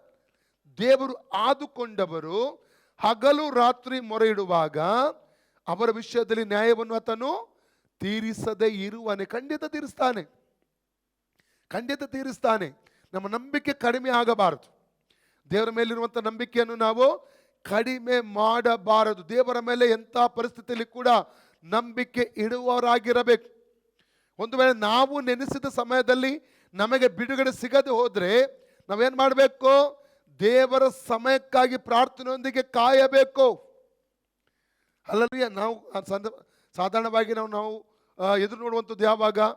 ನಮ್ಮ ಸಮಯದಲ್ಲಿ ಬಿಡುಗಡೆ ನಡೆಯಬೇಕು, ದೇವರ ಸಮಯಕ್ಕಾಗಿ ಕಾಯಬೇಕು. ಯಾಕಂದ್ರೆ ಒಂದು ಯೋವನ್ನ 5:14 ವಾಕ್ಯ, 1 John 5:14 ಹೇಳ್ತದೆ, ದೇವರ ಚಿತ್ತಾನುಸಾರವಾಗಿ. ಓದಿ ವಾಕ್ಯ, 1 ಯೋವನ 5:4, 1 John 5:14. ಮತ್ತು ನಾವು ದೇವರ ಚಿತ್ತಾನುಸಾರವಾಗಿ ಏನಾದರೂ ಬೇಡಿಕೊಂಡರೆ ಆತನು ನಮ್ಮ ವಿಜ್ಞಾಪನೆಯನ್ನು ಕೇಳುತ್ತಾನೆಂಬ ಧೈರ್ಯವು ಆತನ ವಿಷಯವಾಗಿ ನಮಗುಂಟು. ನಮ್ಮ ಪ್ರಾರ್ಥನೆ ದೇವರ ಚಿತ್ತಕ್ಕೆ ಅನುಸಾರವಾಗಿರಬೇಕು. ಮೊನ್ನೆ ದಿವಸ ನಾವು ಭಾನುವಾರ ದಿವಸ ದೇವರ ಚಿತ್ತದ ಕುರಿತಾಗಿ ನಾವು ಧ್ಯಾನ ಮಾಡಿದೆವು, ಹೌದಲ್ಲ? ಮೇನ್ ಆರಾಧನೆಯಲ್ಲಿ ದೇವರ ಚಿತ್ತದ ಕುರಿತು. ಅದರಲ್ಲಿ ಮತ್ತಾಯ ಸುವಾರ್ತೆ 8ನೇ ಅಧ್ಯಾಯದಲ್ಲಿ 2ನೇ ವಾಕ್ಯದಲ್ಲಿ ಆ ಕುಷ್ಠರೋಗಿ ಬಂದು ಏನು ಹೇಳ್ತಾ ಇದ್ದಾನೆ? ಕರ್ತನ ದೇಸುವೆ, ನಿನಗೆ ಚಿತ್ತ ಇದ್ದರೆ, ನಿನಗೆ ಮನಸ್ಸಿದ್ದರೆ ನನ್ನನ್ನು ಶುದ್ಧ ಮಾಡಬಲ್ಲೆಂಬಂತ ಪ್ರಾರ್ಥನೆಯಲ್ಲಿ ಆತನು ಮಾಡುವಂಥದ್ದನ್ನು ಅಲ್ಲಿ ಕಾಣ್ತಾ ಇದ್ದೇವೆ ಪ್ರಿಯರೇ. ದೇವರ ಚಿತ್ತಾನುಸಾರವಾಗಿ ನಾವು ಯಾವಾಗಲೂ ಪ್ರಾರ್ಥಿಸುವವರಾಗಿರಬೇಕು. ದೇವರ ಸಮಯಕ್ಕಾಗಿ ನಾವು ಕಾಯಬೇಕು. ನಾವು ನೆನೆಸಿದ ಸಮಯದಲ್ಲಿ ಬಿಡುಗಡೆ ಸಿಗದೆ ಹೋದರೆ ದೇವರ ಸಮಯಕ್ಕಾಗಿ ನಾವು ಕಾಯುವಾಗ, ನಂಬಿಕೆ ಕಡಿಮೆಗೊಳಿಸಿರದೆ ಕಾಯುವಾಗ, ಪ್ರಾರ್ಥಿಸುವಾಗ ದೇವರು ನಮಗೋಸ್ಕರವಾಗಿ ಅದ್ಭುತಗಳನ್ನು ಮಾಡುವಂತನಾಗಿದ್ದಾನೆ. Praise God. ಹಾಗಾದ್ರೆ ಮೊದಲು ನಂಬಿಕೆ ದೇವರಲ್ಲಿ ಇರುವಂಥ ನಂಬಿಕೆ, ಅದು ನಮ್ಮ ಜೀವಿತದಲ್ಲಿ ಯಾವತ್ತು ನಾವು ಕಡಿಮೆಗೊಳಿಸಬಾರದು. ಆ ನಂಬಿಕೆ ಯಾವುದೇ ಪರಿಸ್ಥಿತಿಯಲ್ಲಿಯೂ ಆ ನಂಬಿಕೆ ಕುಂದಿ ಹೋಗಬಾರದು, ಆ ನಂಬಿಕೆ ಕುಗ್ಗಿ ಹೋಗಬಾರದು ಪ್ರಿಯರೇ. ದೇವರಲ್ಲಿರುವ ನಂಬಿಕೆ ಕುರಿತಾಗಿ ನಾವು ನೋಡ್ತೇವೆ. ಎರಡನೇ ನಂಬಿಕೆ ಬಗ್ಗೆ ಸತ್ಯವೇದ ಹೋದರೆ ಸಾಧಾರಣವಾದ ನಂಬಿಕೆ. ಸೆಕೆಂಡ್ ನಂಬಿಕೆ ಯಾವ ನಂಬಿಕೆ ಆಗಿದೆ? ಸಾಧಾರಣವಾದ ನಂಬಿಕೆ. ಈ ನಂಬಿಕೆಗಾಗಿ ಕ್ರೈಸ್ತ ವಿಶ್ವಾಸಿಗಳಾಗುವ ಅವಶ್ಯಕತೆ ಇಲ್ಲ, ಬೈಬಲ್ ಓದುವಂಥ ಅವಶ್ಯಕತೆ ಇಲ್ಲ, ಮನುಷ್ಯರಾಗಿ ಹುಟ್ಟಿದ್ರೆ ಸಾಕು ನಾವು ಸಾಧಾರಣವಾದ ನಂಬಿಕೆಗಾಗಿ. ಈಗ ಇಲ್ಲಿ ಬಂದಿರಿ, ಚರ್ಚಿಗೆ ನೀವು ಬಂದಿರಿ. ಈಗ ಬರುವಾಗ ಈ ಚೇರ್ ಹಳೆತವೋ ತುಂಡಾಗಿದೆ, ಅಲ್ಲಿ ಅದು ಚೆಕ್ ಮಾಡಿ ಕೂತ್ಕೊಂಡ್ರೆ ಡೈರೆಕ್ಟ್ ಬಂದು ಕೂತ್ಕೊಂಡ್ರ ನೀವು? ಚೆಕ್ ಮಾಡಿ ಕೂತ್ಕೊಂಡ್ರ? ಎಲ್ಲ ಕಾಲು ಸರಿ ಉಂಟಾ ಚೇರದ್ದು, ಎಲ್ಲಿಯಾದ್ರೂ ಕಟ್ಟಾಗಿದೆ, ಹೊಡೆದಿದೆ ಅಂತ ನೋಡಿದ್ರೆ ಮತ್ತೆ ಬಂದು ಕೂತ್ಕೊಂಡ್ರ ನೀವು? ಬಂದು ಕೂತ್ಕೊಂಡ್ರಿ. Praise God. ಅದಕ್ಕೆ ಸಾಧಾರಣ ನಂಬಿಕೆ. ಅದಕ್ಕಾಗಿ ಒಂದು ವಿಶ್ವಾಸಿ ಆಗುವಂಥ ಅವಶ್ಯಕತೆ ಇಲ್ಲ. Praise God. ಎಷ್ಟು ಜನ ಬಸ್ಸಲ್ಲಿ ಬಂದ್ರಿ? ಇಲ್ಲಿ ಬರುವಾಗ ಬಸ್ಸಲ್ಲಿ ಬಂದರು ಯಾರು ಇದ್ದೀರಾ? ಓಕೆ, ಇಬ್ಬರು ಬಸ್ಸಲ್ಲಿ ಬಂದ್ರಿ. ಪ್ರೈಸ್. ಈಗ ಬಸ್ಸಲ್ಲಿ ಬರುವಾಗ ನೀವು ಟಿಕೆಟ್ ತಗೊಂಡು ಕೂತ್ಕೊಂಡ್ರಿ. ಈ ಡ್ರೈವರು ನಮ್ಮನ್ನು ಸರಿಯಾಗಿ ತಗೊಂಡು ಹೋಗ್ತಾ ಆಕ್ಸಿಡೆಂಟ್ ಮಾಡ್ತಾ ನಂಬಿ ಭಯದಿಂದ ನೀವು ಇದು ಮಾಡಿದ್ರಾ? ಇಲ್ಲ. Praise God. ಅದಕ್ಕೆ ಸಾಧಾರಣ ನಂಬಿಕೆ. ವೆಹಿಕಲಲ್ಲಿ ಎಷ್ಟು ಜನ ಬಂದ್ರಿ? ಸ್ವಂತ ವೆಹಿಕಲಲ್ಲಿ. ಓಕೆ, ವೆಹಿಕಲಲ್ಲಿ ಡ್ರೈವಿಂಗ್ ಮಾಡಿಕೊಂಡು ಬರುವಾಗ ಅದು ಯೇಸುಪುರದಲ್ಲಿ JJM ಬೆಥೆಸ್ದಾ ಅದು ಚರ್ಚಿಗೆ ಹೋಗಿ ಮುಟ್ತೇನೆಂಬ ನಂಬಿಕೆಯಿಂದ ಬಂದರೆ ಎಲ್ಲಿಯಾದ ಮಧ್ಯೆ ಏನು ತೊಂದರೆ ಆಗ್ತದೆ ಎಂಬುದಾಗಿ ಯೋಚಿಸಿ ಬಂದ್ರ? ಮುಟ್ತೇನೆಂಬ ನಂಬಿಕೆಯಿಂದ ಬಂದ್ರಿ ಅಲ್ಲ? Praise God. ಈ ಸಾಧಾರಣವಾದ ನಂಬಿಕೆ, ಈವನ್ ಡಾಕ್ಟರ್ ಬಳಿ ಹೋಗ್ತೀರಿ ನೀವು, ಅವರು ಕೊಡುವಂಥ ಮದ್ದನ್ನು ನೀವು ಸಂಶಯ ಪಡದೆ ಪ್ರಶ್ನೆ ಕಡೆ ತಗೊಂಡು ತಿಂತೀರಿ, ನಿಮಗೆ ಸೌಖ್ಯ ಆಗ್ತದೆ. ಹೌದಾ? ಪ್ರಶ್ನೆ ಮಾಡ್ತೀರಾ? ಆ ಮದ್ದಿಗೆ ಸಂಶಯ ಪಡ್ತೀರಾ ನೀವು? ಇಲ್ಲ. ಅದಕ್ಕೆಲ್ಲ ಹೇಳ್ತದೆ ಸಾಧಾರಣವಾದ ನಂಬಿಕೆ. ಇದಕ್ಕಾಗಿ ಕ್ರೈಸ್ತ ವಿಶ್ವಾಸಿ ಆಗುವಂಥ ಅವಶ್ಯಕತೆ ಇಲ್ಲ, ಬೈಬಲ್ ಓದುವ ಅವಶ್ಯಕತೆ ಇಲ್ಲ. ಮನುಷ್ಯನಾಗಿ ಹುಟ್ಟಿದ್ರೆ ಸಾಕು. ಈ ಸಾಧಾರಣ ನಮ್ಮ ಮನುಷ್ಯನ ಹುಟ್ಟಿದ ಪ್ರತಿಯೊಬ್ಬನಲ್ಲಿಯೂ ಈ ಸಾಧಾರಣವಾದ ನಂಬಿಕೆಯು ಸಹಜವಾಗಿ ಇರುತ್ತದೆ ಪ್ರಿಯರಿ. ಇದಕ್ಕೆ ಎರಡನೇ ನಂಬಿಕೆ ಎಂಬುದಾಗಿ ಹೇಳ್ತೇವೆ. Praise God. ಮೂರನೇ ಒಂದು ನಂಬಿಕೆ ಉಂಟು. ನಾವು ಧರ್ಮೋಪದೇಶ ಕಾಂಡ 32:20 ವಾಕ್ಯ ಓದುವ. ಡ್ಯೂಟರನಮಿ 32:20. ಸತ್ಯದ ಮೇಲಿರುವಂತ ನಂಬಿಕೆ ಓದಿ. ಆತನು ಅವರ ವಿಷಯದಲ್ಲಿ ಹೀಗೆ ಅಂದುಕೊಂಡನು, ನಾನು ಅವರಿಗೆ ವಿಮುಖನಾಗಿ ಅವರಿಗೆ ಪ್ರಾಪ್ತವಾಗುವ ಗತಿಯನ್ನು ನೋಡುವೆನು. ಅವರು ಸತ್ಯವನ್ನು ತಿಳಿದು ಮಾಡದವರು ದ್ರೋಹಿಗಳಾದ ಮಕ್ಕಳು ಆಗಿದ್ದಾರೆ. ದೇವರು ತನ್ನ ಜನರಾದ ಇಸ್ರೇಲರ ಕುರಿತಾಗಿ ಇಲ್ಲಿ ಮಾತನಾಡ್ತಾ ಇದ್ದಾನೆ. ಸತ್ಯವನ್ನು ತಿಳಿದು ಮಾಡದವರು ದ್ರೋಹಿಗಳು ಎಂಬುದಾಗಿ ಅಲ್ಲಿ ದೇವರು ದುಃಖವನ್ನು ಅಲ್ಲಿ ಪ್ರಕಟಿಸುವಂಥದ್ದನ್ನು ಇಲ್ಲಿ ನಾವು ಕಾಣ್ತಾ ಇದ್ದೇವೆ ಪ್ರಿಯರೇ. ಹಲ್ಲೆಲೂಯಾ. 2 ತೆಸ್ಸಲೋನಿಕ 2ನೇ ಅಧ್ಯಾಯ 2 ತೆಸ್ಸಲೋನಿಕ 2ನೇ ಅಧ್ಯಾಯ 13ನೇ ವಾಕ್ಯ. 2 ತೆಸ್ಸಲೋನಿಕ ಚಾಪ್ಟರ್ 2:13 ಕೂಡ ಓದಿಕೊಳ್ಳೋಣ. 2 ತೆಸ್ಸಲೋನಿಕ 2ನೇ ಅಧ್ಯಾಯ 13ನೇ ವಚನ.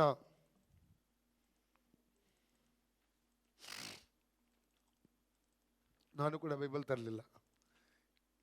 ಹಲ್ಲೆಲೂಯಾ.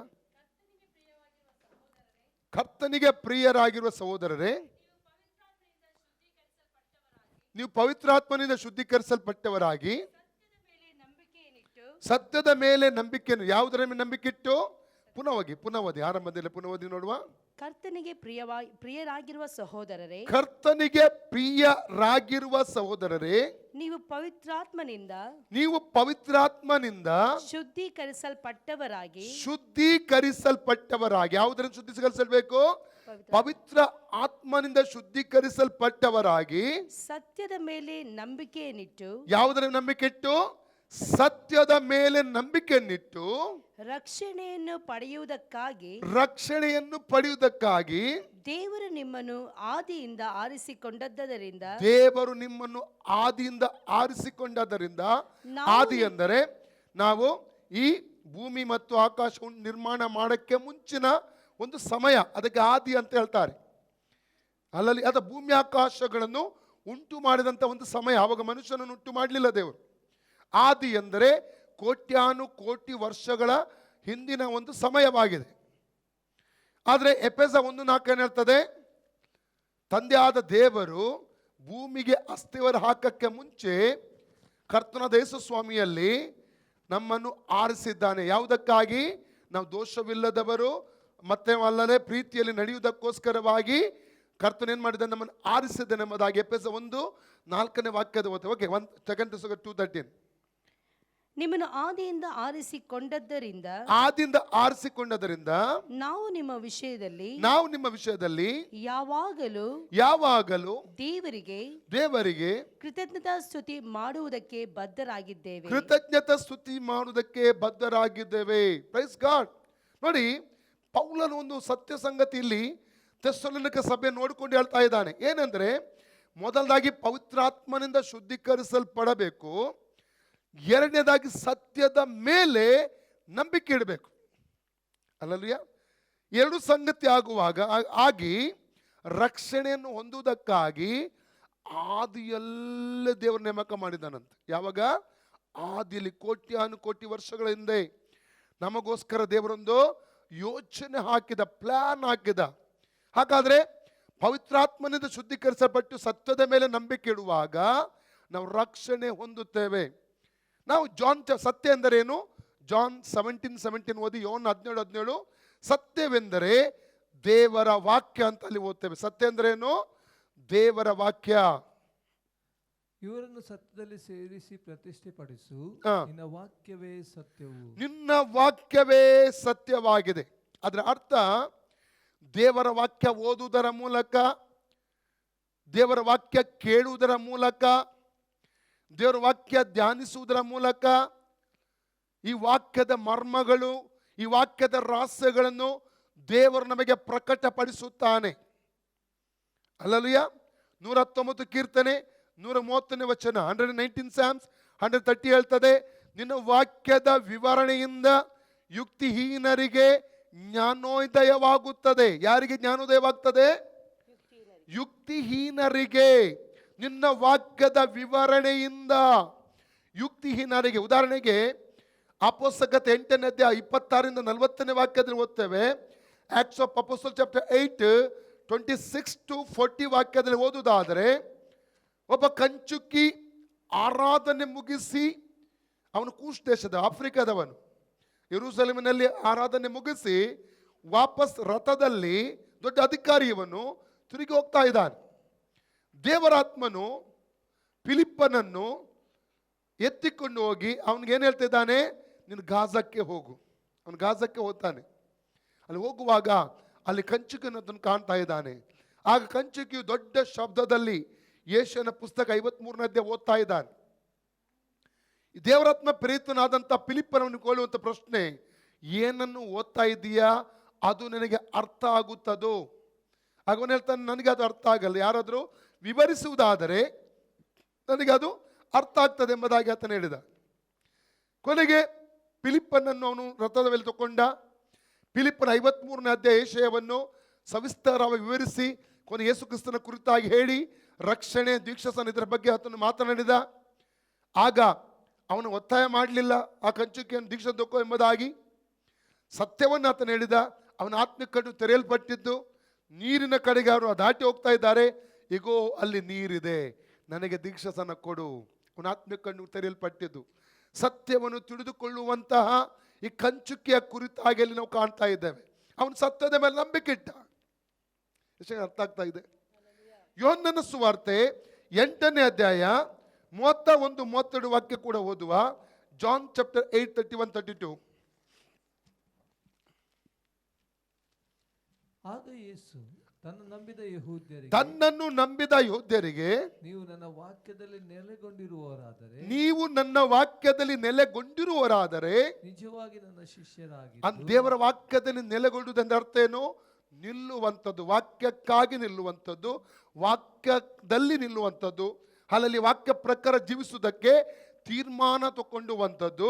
ಅದಕ್ಕೆ ವಾಕ್ಯದಲ್ಲಿ ನೆಲೆಗೊಂಡಿರುವಾದರೆ ನಿಜವಾಗಿ ನೀವು ನನ್ನ ಶಿಷ್ಯರಾಗಿದ್ದು ಸತ್ಯವನ್ನು ತಿಳಿದುಕೊಳ್ಳುವಿರಿ, ಮತ್ತು ಸತ್ಯವು ನಿಮ್ಮನ್ನು ಬಿಡುಗಡೆ ಮಾಡುತ್ತದೆ. ಅಲ್ಲಲುಯ್ಯ, ಸತ್ಯವು ನಮ್ಮನ್ನು ಬಿಡುಗಡೆ ಮಾಡುವಂಥದ್ದಾಗಿದೆ. ಉದಾಹರಣೆಗೆ, ನಾನೊಂದು ಕ್ರೈಸ್ತ ಕುಟುಂಬದಲ್ಲಿ ಹುಟ್ಟಿ ಬೆಳೆದಿದ್ದೆ. ದೇವರಿಗೆ ಸ್ತೋತ್ರವಾಗಲಿ, ನನಗೆ ಸತ್ಯವನ್ನು ಅರಿತುಕೊಳ್ಳುವ ಹಾಗೆ ಮಾಡಿದಂಥ ಕರ್ತನ ಯೇಸು ಸ್ವಾಮಿಗೆ ನಾನು ವಂದನೆ ಹೇಳ್ತಾ ಇದ್ದೇನೆ ಪ್ರಿಯರೇ. ಕಾರಣ ಏನು ಗೊತ್ತುಂಟ? ನಾನು ನಂಬಿದ್ದೇನೆಂದರೆ ಕ್ರೈಸ್ತ ಕುಟುಂಬದಲ್ಲಿ ಹುಟ್ಟಿದ್ದೇನೆ, ನನಗೆ ಶಿಶು ದೀಕ್ಷಾಸ್ಥಾನ ಆಗಿದೆ, ನನಗೆ ದೃಢೀಕರಣ ಆಗಿದೆ. ಮಾತ್ರವಲ್ಲ, ಎಲ್ಲ ಚರ್ಚಿನ ಕಾಯ್ದೆಗಳನ್ನು ನಾನು ಅನುಸರಿಸಿ ಮಾಡ್ತಾ ಇದ್ದೆ. ಆ ರೀತಿಯಲ್ಲಿ ರಕ್ಷಣೆ ಎಂಬುದಾಗಿ ನನ್ನ ಒಂದು ಭಾವನೆ ಆಗಿತ್ತು. ಆದರೆ ದೇವರಿಗೆ ಸ್ತೋತ್ರವಾಗಲಿ, 95ನೇ ಇಸ್ವಿಯಲ್ಲಿ ನನಗೆ ಸುವಾರ್ತೆ ಮೊಟ್ಟ ಮೊದಲದಾಗಿ ಸಿಕ್ಕಿತು. ಅಲ್ಲ, ದೇವರಿಗೆ ಸ್ತೋತ್ರವಾಗಲಿ. ಕರ್ತನ ದೇಶಸ್ವಾಮಿಯನ್ನು ರಕ್ಷಕನ, ನನ್ನ ಪಾಪಗಳಿಗೆ ಪಶ್ಚಾತ್ತಾಪಪಟ್ಟು ರಕ್ಷಕನು ಒಡೆಯನಾಗಿ ಅಂಗೀಕಾರ ಮಾಡಿದೆ. 97ನೇ ಇಸ್ವಿ ಜೂನ್ 15ಕ್ಕೆ ತಂದೆ ಮಗ ಪವಿತ್ರಾತ್ಮನ ಹೆಸರಿನಲ್ಲಿ ನೀರಲ್ಲಿ ಮುಳುಗಿನ ದೀಕ್ಷೆ ತಗೊಂಡೆ. ಕಾರಣ ಅಂದರೆ ಸತ್ಯ ನನಗೆ ತಿಳಿದಾಗ ಅದಕ್ಕೆ ನಾನು ವಿಧೇಯನಾದೆ ಪ್ರಿಯರೇ. ಅದಕ್ಕೆ ವಾಕ್ಯ ಹೇಳ್ತದೆ, 2 ಥೆಸಲೋನಿಕ 2:13 ಪುನಃ ಓದಿಕೊಳ್ಳುವ. 2 ಥೆಸಲೋನಿಕ ಚಾಪ್ಟರ್ 2:13, ಅಲ್ಲಿ ನೀವು ಪವಿತ್ರಾತ್ಮನಿಂದ ಶುದ್ಧೀಕರಿಸಲ್ಪಟ್ಟವರಾಗಿ ಸತ್ಯದ ಮೇಲೆ ನಂಬಿಕೆ ಇಟ್ಟು ರಕ್ಷಣೆ ಹೊಂದುವುದಕ್ಕಾಗಿ ಆದಿಯಲ್ಲಿಯೇ ದೇವರು ನಿಮ್ಮನ್ನು ಆದುಕೊಂಡನೆಂಬುದಾಗಿ ಅಲ್ಲಿ ಪೌಲನು ಥೆಸಲೋನಿಕ ಸಭೆ ಮೂಲಕವಾಗಿ ನಮಗೆ ಹೇಳುವಂಥದ್ದನ್ನು ಇಲ್ಲಿ ನಾವು ಕಾಣ್ತಾ ಇದ್ದೇವೆ ಪ್ರಿಯರೇ. ಸತ್ಯವನ್ನು ತಿಳಿದುಕೊಳ್ಳುವುದು ಮಾತ್ರವಲ್ಲ, ಆ ಸತ್ಯದ ಮೇಲೆ ನಾವು ನಂಬಿಕೆ ಇಡುವವರಾಗಿರಬೇಕು. ಅಲ್ಲಲ್ಲಿಯ ಸತ್ಯ ತಿಳಿದುಕೊಳ್ಳುವುದು ಮಾತ್ರವಲ್ಲ, ಸತ್ಯದ ಮೇಲೆ ಪರಿಪೂರ್ಣ ನಂಬಿಕೆ ಇಡಬೇಕು. ಆ ಸತ್ಯಕ್ಕೆ ನಾವು ಪ್ರತಿಕ್ರಿಯೆ ತೋರಿಸುವರಾಗಿರಬೇಕು. ಯೆರೆಮೀಯನ ಪುಸ್ತಕ 33ನೇ ಅಧ್ಯಾಯ 3ನೇ ವಾಕ್ಯದಲ್ಲಿ ಓದ್ತೇವೆ. ದೇವರಲ್ಲಿ ಹೇಳ್ತಾ ಇದ್ದಾನೆ, ನನ್ನನ್ನು ಕೇಳಿಕೋ, ನಿನಗೆ ತಿಳಿಯದಂತ ಅನೇಕ ಮಹತ್ತಾದ ಗೂಢಾರ್ಥಗಳನ್ನು ನಾನು ನಿನಗೆ ತಿಳಿಯಪಡಿಸ್ತೇನೆಂಬುದಾಗಿ ಅಲ್ಲಿ ಕರ್ತನೆ ಹೇಳುವಂಥದ್ದನ್ನು ಇಲ್ಲಿ ನಾವು ಕಾಣ್ತಾ ಇದ್ದೇವೆ. ನಾವು ಸತ್ಯದ ಮೇಲೆ ನಂಬಿಕೆ ಇಡಬೇಕು ಪ್ರಿಯರೇ. ವಾಕ್ಯದ ಮೇಲೆ ನಾವು ನಂಬಿಕೆ ಇಡುವರಾಗಿರಬೇಕು.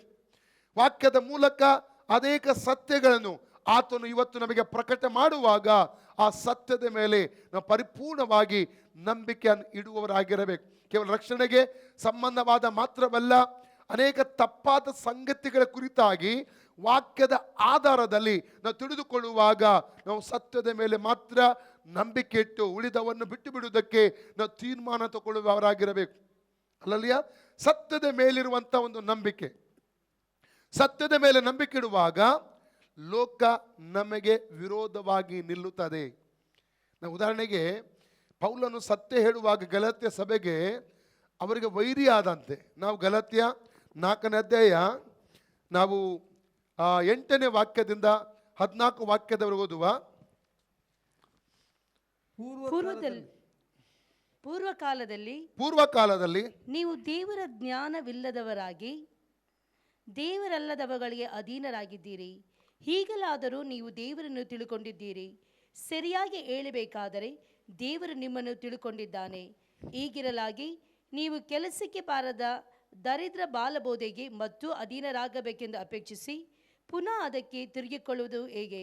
ಲೋಕದ ಬಾಲ ಬೋಧೆಗೆ ತಿರುಗಿ ಸಿಕ್ಕಿಕೊಳ್ಳಬಾರದಂತ ಪೌಲನು ಹೇಳ್ತಾ ಇದೆ. ಯಾವುದಂತ ಮುಂದೆ ನೋಡುವ.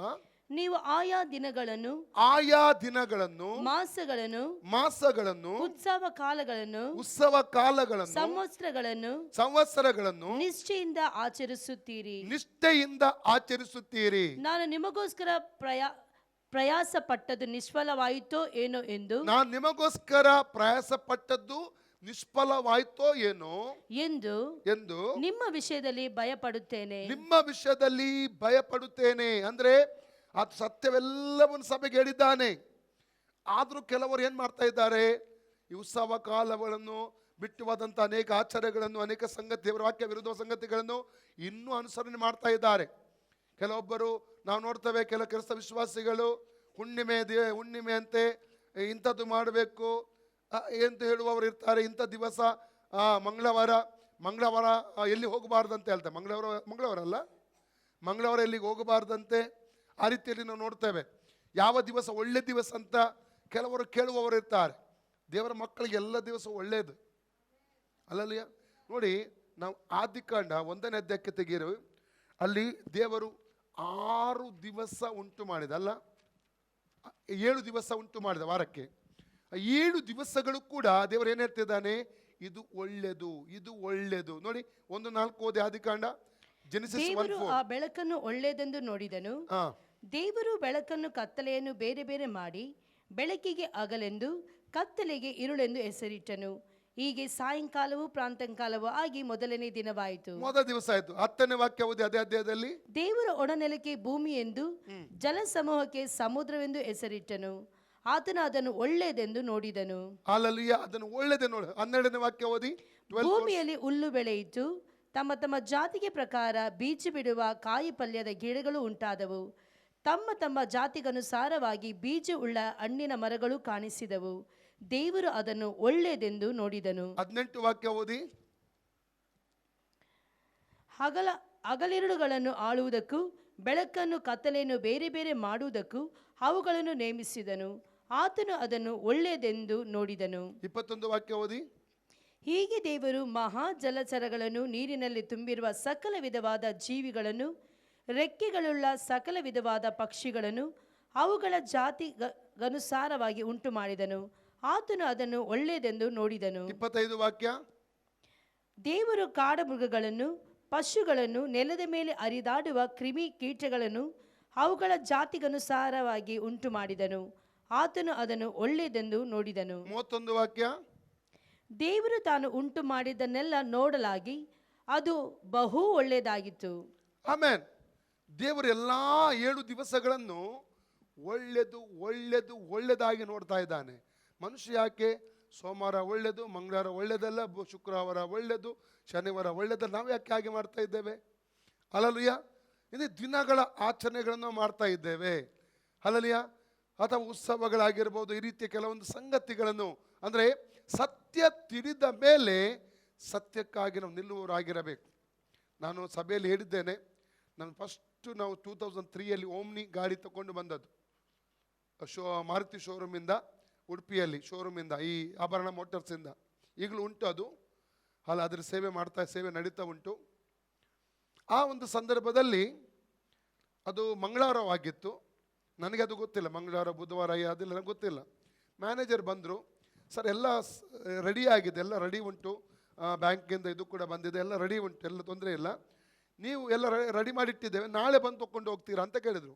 ಸರ್ ಎಲ್ಲ ರೆಡಿ ಇದ್ದ ಮೇಲೆ ಯಾಕೆ ನಾಳೆ ಬರಬೇಕಂತ ಕೇಳಿದೆ ನಾನು. ನನ್ನೊಟ್ಟಿಗೆ 2 ಪಾಸ್ಟರ್ಸ್ ಕೂಡ ಇದ್ದರು. ಯಾಕೆ ನಾಳೆ ಬರಬೇಕಂತ ಕೇಳಿದೆ.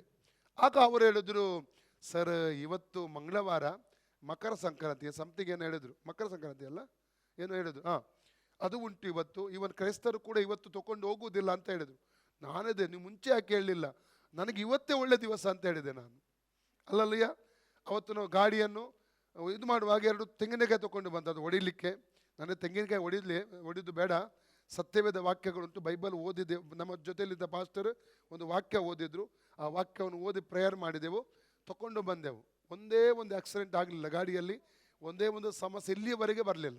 ಸ್ಟಾರ್ಟಿಂಗಲ್ಲಿ ರಸ್ತೆ ಬದಿಯಿಂದ ಮಾನಸಿಕ ಅಸ್ವಸ್ಥರನ್ನು ಅದರಲ್ಲೇ ತರ್ತಾ ಇದ್ದೆವು. ಮಾತ್ರವಲ್ಲ, ಅದರಲ್ಲೇ ನಮಗೆ ಆ್ಯಂಬುಲೆನ್ಸ್ ಸ್ಟಾರ್ಟಿಂಗಲ್ಲಿ ಇರಲಿಲ್ಲ, ಡೆಡ್ ಬಾಡಿ ಅದರಲ್ಲೇ ತೊಗೊಂಡು ಹೋಗ್ತಿದ್ದೆವು ಸ್ಮಶಾನಕ್ಕೆ. ಮಾತ್ರವಲ್ಲ, ಬಂದಂಥ ಪಾಸ್ಟರ್ಸ್ ಎಲ್ಲ ಅವರದಲ್ಲೇ ತೊಗೊಂಡು ಹೋಗ್ತಿದ್ದೆವು.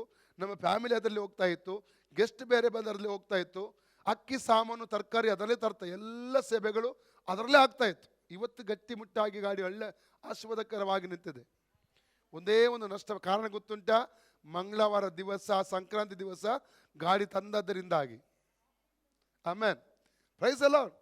ಅದಕ್ಕಾಗಿ ಅಲ್ಲಲ್ಲಿ ದಿವಸಗಳನ್ನು ನಾವು ನೋಡಬಾರ್ದು, ದೇವರ ಮಕ್ಕಳು ನೋಡಬಾರ್ದು. ಮುಹೂರ್ತ ನೋಡೋದು, ದಿವಸ ನಾವು ನೋಡಬಾರ್ದು. ದೇವರ ಮಕ್ಕಳು ಸತ್ಯದಿಡಿದವರು ನಾವು ನೋಡಬಾರ್ದು. ಈ ವಿಷಯಗಳನ್ನೇ ಗಲಾತ್ಯದವರಿಗೆ ಪೌಲನು ಅರ್ಥ ಬರುವ ಹಾಗೆ ಹೇಳ್ತಾ ಇದ್ದಾನೆ. ಅಲ್ಲಲ್ಲಿಯ 3 ಹೋಗ್ಬಾರ್ದಂತೆಲ್ಲ, ಕೆಲವು ಕಡೆ ಹೋಗುವಾಗ ಒಳ್ಳೆ ಕೆಲಸಕ್ಕೆ 3 ಹೋಗ್ಬಾರ್ದಂತೆ. 3 ಹೋದ್ರೆ ಏನಾಗ್ತದೆ?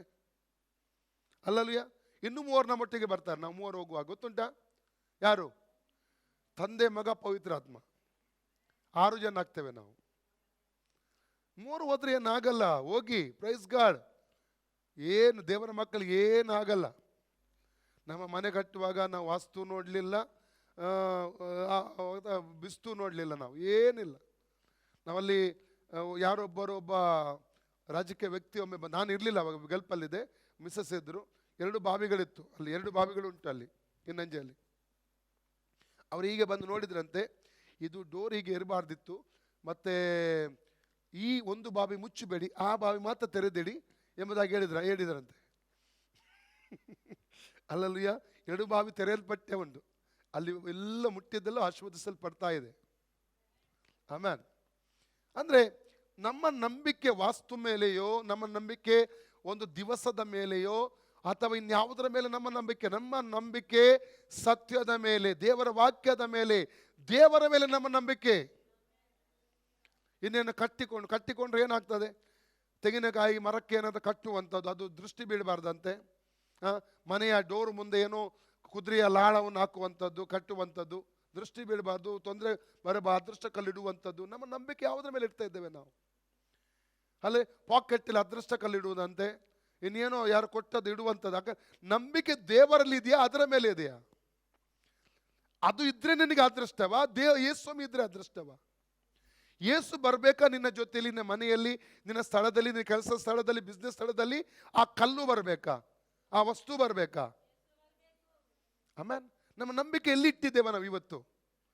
ಈ ವಸ್ತುಗಳ ಮೇಲೆ, ಈ ಸಂಗತಿಗಳ ಮೇಲೆ ನಂಬಿಕೆ ಇಟ್ಟಿದ್ದೇವೆ ನಾವು. ಹಲ್ಲೆಲೂಯಾ. ಈ ಕುರುಡು ನಂಬಿಕೆನ ಬಿಟ್ಟು ಹೋಗಬೇಕು ಪ್ರಿಯರೇ. ಹಲ್ಲೆಲೂಯಾ. ದೇವರ ಮೇಲೆ ನಂಬಿಕೆ. ಕೆಲವೊಮ್ಮೆ ಏನ್ ಮಾಡ್ತೇವೆ, ಕೆಲವು ಹಗ್ಗ ಕಟ್ತೇವೆ ನಾವು. ಕ್ರೈಸ್ತರು ಕೂಡ ಹಗ್ಗ ಕಟ್ತೇವೆ, ನಾವು ಕಟ್ತಾ ಇದ್ದೆವು. ನಾನು ಮುಂಚೆ ಕಟ್ತಾ ಇದ್ದೆ. ಕುತ್ತಿಗೆಗೆ ಒಂದು ಹಗ್ಗ ಕಟ್ಟೋದು, ಅಲ್ಲಿಂದ ಕಾರ್ಕಳ ತಂದದ್ದು, ಮೆಡ್ರಾಸಿಂದ ತಂದು, ಅಲ್ಲಿಂದ ತಂದದ್ದು. ಒಂದು ಸ್ವಲ್ಪ ದೂರದಿಂದ ತಂದದ್ದಾದರೆ ಇಸ್ರೇಲ್ ತಂದು ಅದಕ್ಕೆ ಸ್ವಲ್ಪ ಬೆಲೆ ಜಾಸ್ತಿ, ಸ್ವಲ್ಪ ಅದು ಅಲ್ಲ ಇನ್ನೂ ಪವಿತ್ರ ಇರ್ತದೆ ಅಂತ. ನಾನು ಫಸ್ಟ್ ಯೋರ್ದಾನಿಗೆ ಹೋಗಿದ್ದೆ, ಇಸ್ರೇಲ್ಗೆ ಅಲ್ಲಿಂದ ಹೋಗ್ಲಿಕ್ಕೆ ಆಗಲಿಲ್ಲ. ಯೋರ್ದಾನಿಗೆ ಹೋದಾಗ ಸುಮಾರು ನಾನು ಎಣಿಸ್ತೇನೆ 8-10 ದಿವಸ ಏನು ಇದ್ದೆ ನಾನು ಯೋರ್ದಾನ್ನಲ್ಲಿ. ನೆಬೋ ಪರ್ವತಕ್ಕೆ ನಾನು ಹೋದೆ. ನೆಬೋ ಪರ್ವತ ಅದಕ್ಕೆ ಮುಂಚೆ ಯೋರ್ದಾನ್ಗೆ ಹೋದೆ ನಾನು. ಯೋರ್ದಾನ್ಗೆ ಹೋದಂಥ ಸಂದರ್ಭದಲ್ಲಿ ಒಬ್ಬರು ಬಂದು ಮಣ್ಣು ಗೋಣಿಗೆಯಲ್ಲಿ ತುಂಬಿಸ್ತಾ ಇದ್ದಾರೆ. ನನಗೆ ನೆಗೆ ಬಂತು, ಅಷ್ಟು ಭಕ್ತಿಯಿಂದ ಇದು ಮಾಡ್ತಾ ಇದ್ದಾರೆ. ಹೀಗೆ ಪವಿತ್ರ ಅದು ತಗೊಂಡೋಗಿ ಏನು ಮಾಡ್ತಾರೆ, ಮಣ್ಣನ್ನು ಅಲ್ಲಿಂದ ಎಲ್ಲೆಲ್ಲಿಂದ ಮಣ್ಣು ತಂದು ಇಡುವಂಥದ್ದು ಮನೆಯಲ್ಲಿ, ಅದಕ್ಕೆ ಪೂಜೆ ಮಾಡುವಂಥದ್ದು, ಅದಕ್ಕೆ ಹೀಗೆ ಮಾಡುವಂಥದ್ದು. ಯಾವುದರ ಮೇಲೆ ನಂಬಿಕೆ ನಮ್ಮದು? ಎಷ್ಟನಿಗೆ ಅರ್ಥ ಆಗ್ತಾ ಇದೆ? ಯೇಸುವಿನ ಮೇಲೆ ನಂಬಿಕೆಯೋ, ಸತ್ಯದ ಮೇಲೆ ನಂಬಿಕೆಯೋ, ಅಥವಾ ಈ ವಸ್ತುಗಳ ಮೇಲೆ ನಂಬಿಕೆಯೋ? ಹಲ್ಲೆಲೂಯಾ. ನಾವು ಮಾಡುವಂಥ ಕಾರ್ಯಗಳು. ಪೌಲನು ಅಲ್ಲಿ ಸತ್ಯ ಹೇಳಿದಾಗ ಅವರು ವೈರಿಗಳಾದ್ರಂತೆ. ಸತ್ಯ ಹೇಳಿ ವೈರಿಗಳಾಗ್ತಾರೆ. ಸತ್ಯ ಇದು. ಹಲ್ಲೆಲೂಯಾ. ಸತ್ಯದ ಮೇಲೆ ನಾವು ನಂಬಿಕೆ ಇಡಬೇಕು. ಡ್ಯೂಟೋನಮಿ 32:20 ಧರ್ಮೋಪದೇಶ 32:20 ದೇವರು ಮೋಶೆ ಮೂಲಕ ಏನು ಹೇಳ್ತಾ ಇದ್ದಾನೆ? ಸತ್ಯವನ್ನು ತಿಳಿದು ಮಾಡದವರಂತೆ ದ್ರೋಹಿಗಳಂತ ದೇವರು ಹೇಳ್ತಾ ಇದ್ದಾನೆ. ಅದು ಇಲ್ಲಿ 1 ಥೆಸಲೋನಿಕ 2:13 1-2-3-13 ಪೌಲನು ಹೇಳ್ತಾ ಇದ್ದಾನೆ, ಪವಿತ್ರಾತ್ಮನಿಂದ ಶುದ್ಧೀಕರಿಸಲ್ಪಟ್ಟವರಾಗಿ ಸತ್ಯದ ಮೇಲೆ ನಂಬಿಕೆ ಇಟ್ಟು ರಕ್ಷಣೆಯನ್ನು ಹೊಂದುವುದಕ್ಕಾಗಿ ಆದಿಯಲ್ಲಿಯೇ ದೇವರು ನಿಮ್ಮನ್ನು ನೇಮಕ ಮಾಡಿದ. Praise God. ನಮ್ಮ ಕಣ್ಣು ತೆರೆದ್ರೆ ಮಾತ್ರ. ಅಲ್ಲಲ್ಲಿ ಕಣ್ಣು ತೆರೆಸುವಂಥದ್ದು ಯಾವುದು? ದೇವರ ವಾಕ್ಯ. ಎಲ್ಲರಿ ದೇವರ ವಾಕ್ಯ, ಪರಿಶುದ್ಧಾತ್ಮ ನಮ್ಮ ಕಣ್ಣುಗಳನ್ನು ತೆರೆಸುವಂಥದ್ದಾಗಿದೆ. ವಾಕ್ಯದ ವಿವರಣೆಯಿಂದ ಯುಕ್ತಿಹೀನರಿಗೆ ಜ್ಞಾನೋದಯ ಉಂಟಾಗುತ್ತದೆ. ಹಲ್ಲೆಲೂಯಾ. ನಾನು ರಕ್ಷಣೆ ಹೊಂದಕ್ಕೆ ಸ್ವಲ್ಪ ಮುಂಚೆ, ಆವಾಗ ನಾನು ಕರಿಸ್ಮೆಟಿಕ್ ಆಗಿದೆ, ಕರಿಸ್ಮೆಟಿಕ್ ಟೀಚರ್ ಕೂಡ ಆಗಿದೆ. ಆರಂಭದಲ್ಲಿ ನನಗೆ ಅಷ್ಟು ಸತ್ಯ ಗೊತ್ತಿರಲಿಲ್ಲ. ಇಷ್ಟು ದೊಡ್ಡ ಶಿಲುಬೆ ಹಾಕೋದಿಲ್ಲ, ಇಷ್ಟು ದೊಡ್ಡ ಶಿಲುಬೆ ಹಾಕ್ತಾ ಇದ್ದೆ ನಾನು. ಈವನ ಶಿಲುಬೆ ಇಟ್ಟು ಕೆಲವರಿಗೆ ತಲೆ ಮೇಲೆ ಇಟ್ಟು ಕೂಡ ಪ್ರೇಯರ್ ಮಾಡಿದ್ದೇನೆ. ಮತ್ತೆ ಗೊತ್ತಾಯ್ತು ಈ ಶಿಲುಬೆನೇ ತೊಂದರೆ.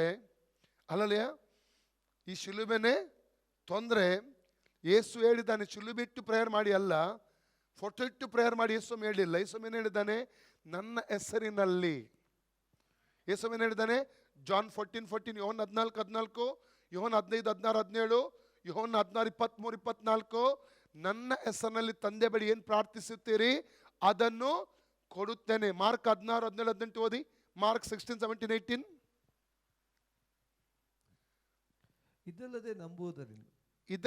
ಇದಲ್ಲದೆ ನಂಬುವವರಿಂದ ಈ ಸೂಚಕ ಕಾರ್ಯಗಳು ಉಂಟಾಗುವವು. ನನ್ನ ಹೆಸರನ್ನು ಹೇಳಿ. ಏನನ್ನು ಹೇಳಿ?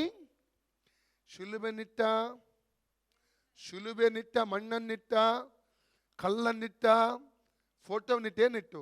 ನನ್ನ ಹೆಸರನ್ನು ಹೇಳಿ ದೆವ್ವಗಳನ್ನು ಬಿಡಿಸುವರು, ದೆವ್ವಗಳನ್ನು ಬಿಡಿಸುವರು, ಹೊಸ ಭಾಷೆಗಳಿಂದ ಮಾತಾಡುವರು, ಹೊಸ ಭಾಷೆಗಳಿಂದ ಮಾತಾಡುವರು, ಹಾವುಗಳನ್ನು ಎತ್ತುವರು, ಹಾವುಗಳನ್ನು ಎತ್ತುವರು, ವಿಷ ಪದಾರ್ಥವನ್ನೇನಾದರೂ ಕುಡಿದರು, ವಿಷ ಪದಾರ್ಥವನ್ನೇನಾದರೂ ಕುಡಿದರೆ ಅವರಿಗೆ ಯಾವ ಕೇಡೂ ಆಗುವುದಿಲ್ಲ, ಅವರಿಗೆ ಯಾವ ಕೇಡು ಆಗುವುದಿಲ್ಲ.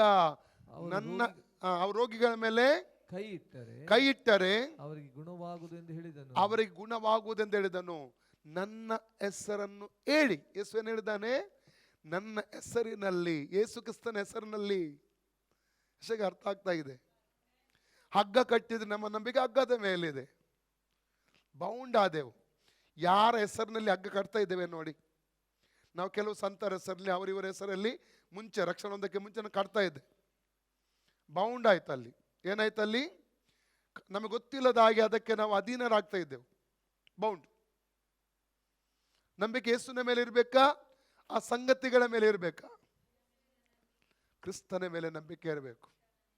ಇದ್ರ ಸತ್ಯದ ಮೇಲೆ ನಂಬಿಕೆ ನಾವು ಇಡಬೇಕು.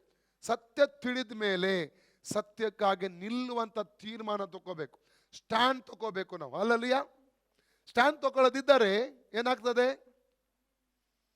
ನಮ್ಮ ಜೀವಿತಕ್ಕೆ ಒಂದು ಬಿಡುಗಡೆ ಸಿಗಲ್ಲ. ಸ್ಟ್ಯಾಂಡ್ ತಗೊಂಡ್ರೆ ಮಾತ್ರ ಬಿಡುಗಡೆ. ಅದಕ್ಕೆ ನೋಡಿ, ಸತ್ಯವನ್ನು ತಿಳಿದುಕೊಳ್ಳಿರಿ, 32:8 ಅವನ್ನ ಸತ್ಯ ತಿಳಿದುಕೊಳ್ಳುವಿರಿ, ಸತ್ಯ ನಿಮ್ಮನ್ನು ಏನ್ ಮಾಡ್ತದೆ? ಬಿಡುಗಡೆ ಮತ್ತೆ. ಓಕೆ, ಗಲಾತ್ಯ 4ನೇ ತಿರುಗಿ ಬರುವ. ಓದಿ, ಕಂಟಿನ್ಯೂ. ಪೂರ್ವಕಾಲದಲ್ಲಿ ನೀವು ದೇವರ ಜ್ಞಾನವಿಲ್ಲದವರಾಗಿ. ಪೂರ್ವಕಾಲದಲ್ಲಿ ಅಂದ್ರೆ ಅರ್ಥ ಏನೆಂದರೆ, ರಕ್ಷಣೆ ಹೊಂದುವುದಕ್ಕೆ ಮುಂಚೆ. ಎಲ್ಲರೂ ಹೇಳಿ, ನಾನು ರಕ್ಷಣೆ ಹೊಂದುವುದಕ್ಕಿಂತ ಮುಂಚಿರುವ ಕಾಲವೇ ಪೂರ್ವಕಾಲ. ನಾನು ಸತ್ಯವನ್ನು ತಿಳ್ಕೊಳ್ಳೋಕ್ಕೆ ಮುಂಚಿದ್ದ ಕಾಲವೇ ಅದು ಪೂರ್ವಕಾಲ. ಪೂರ್ವಕಾಲದ ಹೇಗಿದ್ದೇವೆ ನಾವು? ದೇವರ ಜ್ಞಾನವಿಲ್ಲದವರಾಗಿದ್ದೆವು. ದೇವರ ಜ್ಞಾನ ನಮಗಿರಲಿಲ್ಲ. ದೇವರ ಆತ್ಮ ಸ್ವರೂಪನಾಗಿದ್ದಾನೆ, ಆತ ನಮ್ಮ ರಕ್ಷಕನು, ಆತ ನಮ್ಮ ತಂದೆಯೇ ಆಗಿದ್ದಾನೆ, ಆತನೊಂದಿಗಿನ ಸಂಬಂಧ ಬೆಳೆಸಬಹುದು, ಆತ ನಮ್ಮೊಂದಿಗೆ ಯಾವಾಗಲೂ ಇರುತ್ತಾನೆ. ಹಲ್ಲೆಲೂಯಾ. ಕರೆದಾಗ ಆತನು ನಮ್ಮನ್ನು ಬಿಡುಗಡೆ ಮಾಡ್ತಾನೆ, ನಮ್ಮ ಪ್ರಾರ್ಥನೆ ಕೇಳ್ತಾನೆ. ಅಲ್ಲ, ಆತ ಸತ್ಯ ದೇವರು. ಆತನ ಒಂದು ಮೂರ್ತಿ ಅಲ್ಲ, ಆತನೊಂದು ಫೋಟೋ ಅಲ್ಲ. ಹಲ್ಲೆಲೂಯಾ. ಈ ದೇವರ ಜ್ಞಾನ ನಮಗಿರಲಿಲ್ಲ. Praise God. ಪೂರ್ವದ ನಮಗೇನಿರಲಿಲ್ಲ? ದೇವರ ಕುರಿತಾದ ಜ್ಞಾನ ಇರಲಿಲ್ಲ. ಸತ್ಯದೇವರು ಯಾರು ಅಂತ ಸಹ ಗೊತ್ತಿರಲಿಲ್ಲ. ಕ್ರೈಸ್ತರಾಗಿದ್ರು ಸತ್ಯದೇವರ ಬಗ್ಗೆ ನಮಗೆ ಯಾವುದೇ ಜ್ಞಾನ ಇರಲಿಲ್ಲ. ಅನೇಕರು ಹೇಳ್ತಾರೆ ಎಲ್ಲ ಗೊತ್ತು, ಸ್ವಲ್ಪ ಹೇಳು ಅಂತ ಹೇಳಿದ್ರೆ ಹೇಳಿಕೆ ಏನು ಗೊತ್ತಿರಲ್ಲ. ಆದಿಕಾಂಡ ಹೇಳಿದ್ರೆ ಮತ್ತೆ ಅದರಲ್ಲಿ ಹುಡುಕ್ತಾರೆ, ಮತ್ತೆ ಹೇಳಿದ್ರೆ ಆದಿಕಾಂಡದಲ್ಲಿ ಹುಡುಕ್ತಾರೆ. ಯಾರಿದು? ಕ್ರೈಸ್ತರೆಂದು ಹೇಳುವವರು. ದುಃಖದ ಒಂದು ಸಂಗತಿ ಆಗಿದೆ ಪ್ರಿಯರೇ, ತುಂಬಾ ದುಃಖದ ಒಂದು ಸಂಗತಿ. Praise God. ಹಾಗಾದ್ರೆ ಸತ್ಯದ ಮೇಲೆ ನಂಬಿಕೆಯನ್ನು ಇಡುವವರಾಗಿರಬೇಕು. ಯಾವುದ್ರಲ್ಲಿ ನಂಬಿಕೆ ಇಡುವುದು? ಸತ್ಯ. ಎರಡನೇದಾಗಿ, ಮೂರನೇದಾಗಿ ಸತ್ಯದ ಮೇಲೆ ನಾವು ನಂಬಿಕೆ ಇಡುವವರಾಗಿರಬೇಕು. ಓಕೆ, ಗಲಾತ್ಯ 4 ಕಂಟಿನ್ಯೂ. ಪೂರ್ವಕಾಲದಲ್ಲಿ ನೀವು ದೇವರ ಜ್ಞಾನವಿಲ್ಲದವರಾಗಿ. ಪೂರ್ವಕಾಲದಲ್ಲಿ ನೀವು ದೇವರ ಜ್ಞಾನ ಇಲ್ಲದವರಾಗಿ ದೇವರಲ್ಲದವುಗಳಿಗೆ ಅಧೀನರಾಗಿದ್ದೀರಿ. ದೇವರಲ್ಲದವರಿಗೆ ಅಧೀನರಾಗಿದ್ದೀರಿ. ಈಗಲಾದರೂ ನೀವು ದೇವರನ್ನು ತಿಳ್ಕೊಂಡಿದ್ದೀರಿ. ನೀವು ದೇವರನ್ನು ತಿಳ್ಕೊಂಡಿದ್ದೀರಿ. ಸರಿಯಾಗಿ ಹೇಳಬೇಕಾ? ಈಗ ನಾವು ದೇವರ ತಿಳ್ಕೊಂಡಿದ್ದೇವಾ? ನಾವು ದೇವರ ತಿಳ್ಕೊಂಡೆ. ಫಿಲಿಪ್ಪಿ 3:10 ವಾಕ್ಯದಲ್ಲಿ ಪೌಲ ಹೇಳುವಂತ, ಆತನನ್ನು, ಆತನ ಅತ್ಯಧಿಕವಾದ ಶಕ್ತಿಯನ್ನು, ಆತನ ಪುನಃಸಂದಲು ಶಕ್ತಿಯನ್ನು ಮತ್ತು ಆತನ ಬಾಧೆಗಳ ಪಾಲುಗಾರನಾಗಿರುವ ಪದವಿಯನ್ನು ತಿಳ್ಕೊಂಡು ಮರಣದ ಪರ್ಯಾಂತರ ಆತನಿಗೆ ಸ್ವರೂಪನಾಗಬೇಕೆಂಬುದನ್ನು ಕುತೂಹಲವೆಂಬುದಾಗಿ ಆತನು ಹೇಳುವಂಥದ್ದನ್ನು ಅಲ್ಲಿ ನಾವು ಕಾಣ್ತಾ ಇದ್ದೇವೆ ಪ್ರಿಯರೇ. ಹಲ್ಲೆಲೂಯಾ.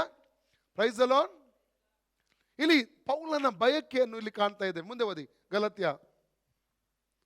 ಈಗಲಾದರೂ ನೀವು ದೇವರನ್ನು ತಿಳ್ಕೊಂಡಿದ್ದೀರಿ. ಈಗಲಾದರೂ ನೀವು ದೇವರನ್ನು ತಿಳ್ಕೊಂಡಿದ್ದೀರಿ ಅಂದ್ರೆ ಈಗ ಗಲಾತ್ಯ ಸಭೆ ರಕ್ಷಣೆ ಹೊಂದಿದ ಸಭೆ ಆಗಿದೆ. ಪೌಲನ ಈಗ ದೇವರು ತಿಳ್ಕೊಂಡಿದ್ದೀರಿ. ಮುಂದೆ ಓದಿ. ಸರಿಯಾಗಿ ಹೇಳಬೇಕಾದರೆ ದೇವರು ನಿಮ್ಮನ್ನು ತಿಳ್ಕೊಂಡಿದ್ದಾನೆ. ದೇವರು ನಿಮ್ಮನ್ನು ತಿಳ್ಕೊಂಡಿದ್ದಾನೆ. ಸರಿಯಾಗಿ ಹೇಳಬೇಕಾದ್ರೆ ದೇವರು ನಿಮ್ಮನ್ನು ತಿಳ್ಕೊಂಡಿದ್ದಾನೆ. ಮುಂದೆ ಓದಿ. ಹೀಗಿರಲಾಗಿ ನೀವು ಕೆಲಸಕ್ಕೆ ಬಾರದ ದರಿದ್ರ ಬಾಲ ಬೋಧನೆಗೆ ಮತ್ತು ಅಧೀನರಾಗಬೇಕೆಂದು ಅಪೇಕ್ಷಿಸಿ ಅಪೇಕ್ಷಿಸಿ ಪುನಃ ಅದಕ್ಕೆ ತಿರುಗಿಕೊಳ್ಳುವುದು ಹೇಗೆ? ಪುನಃ ಅದಕ್ಕೆ ತಿರುಗಿಕೊಳ್ಳುವುದು ಹೇಗೆ? ನೀವು ಆಯಾ ದಿನಗಳನ್ನು, ನೀವು ಆಯಾ ದಿನಗಳನ್ನು, ಮಾಸಗಳನ್ನು, ಉತ್ಸವ ಕಾಲಗಳನ್ನು, ಸಂವತ್ಸರಗಳನ್ನು ನಿಷ್ಠೆಯಿಂದ ಆಚರಿಸುತ್ತೀರಿ.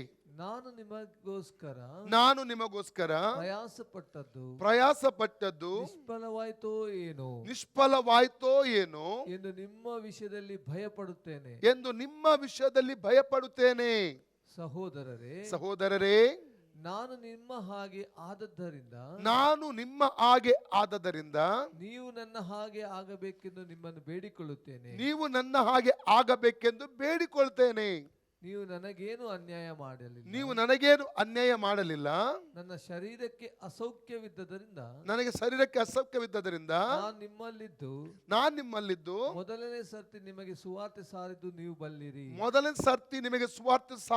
ಬಲ್ಲಿರಿ. ನನ್ನ ಶರೀರದಲ್ಲಿ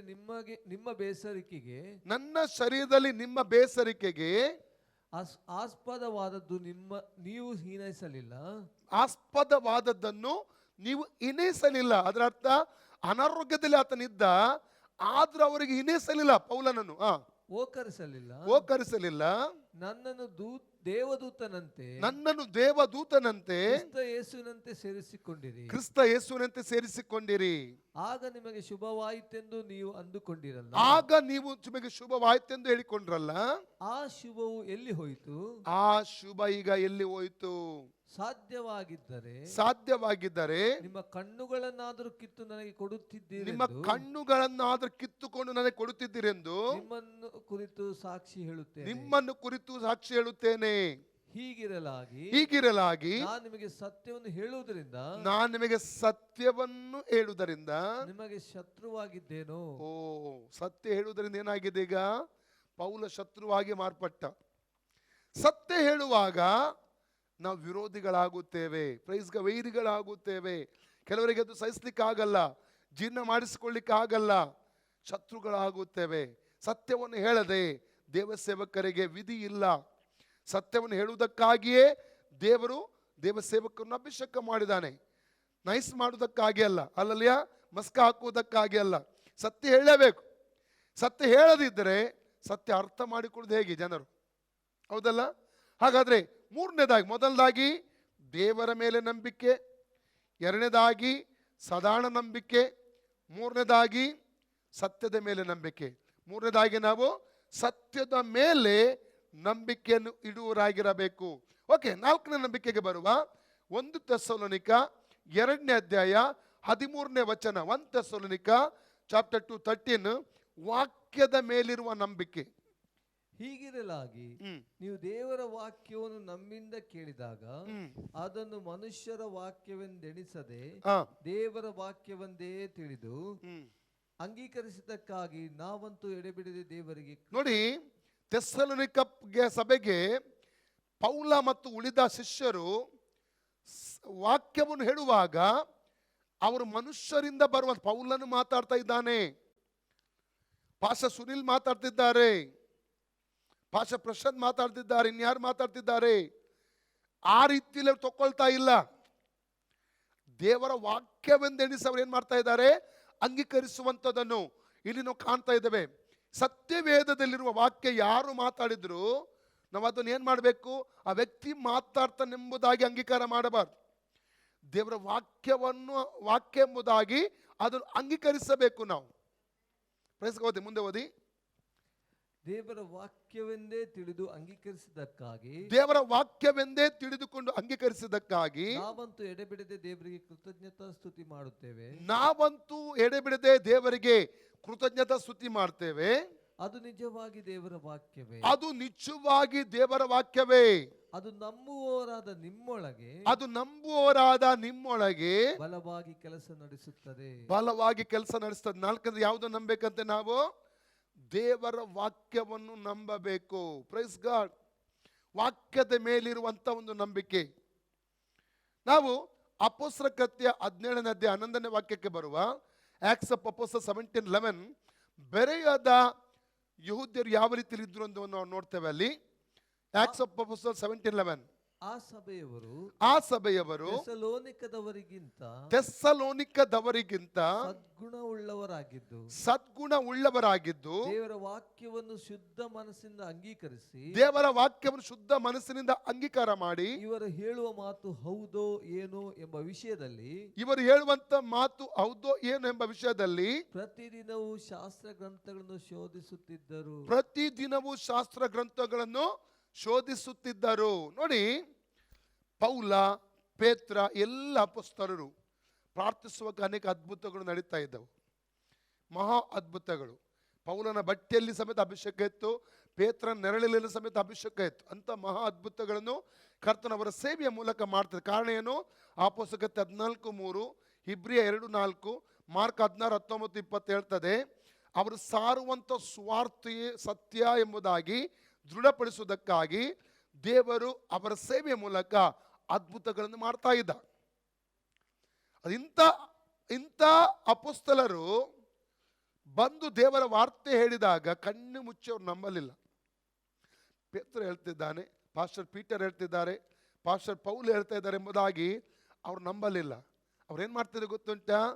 ಪಾಸ್ಟರ್ ಪೀಟರ್, ಪಾಸ್ಟರ್ ಪೌಲ್ ಹೇಳುವಂತ ವಚನ ಬೈಬಲಲ್ಲಿ ಇದೆಯಾ ಅವ್ರು ಬರ್ಕೊಳ್ತಾ ಇದ್ರು. ಅವ್ರು ಹೇಳುವಂಥದ್ದನ್ನು ಮನೆಗೆ ಹೋಗಿ ಪ್ರತಿದಿನ ಪರೀಕ್ಷೆ ಮಾಡ್ತಾ ಇದ್ದರು.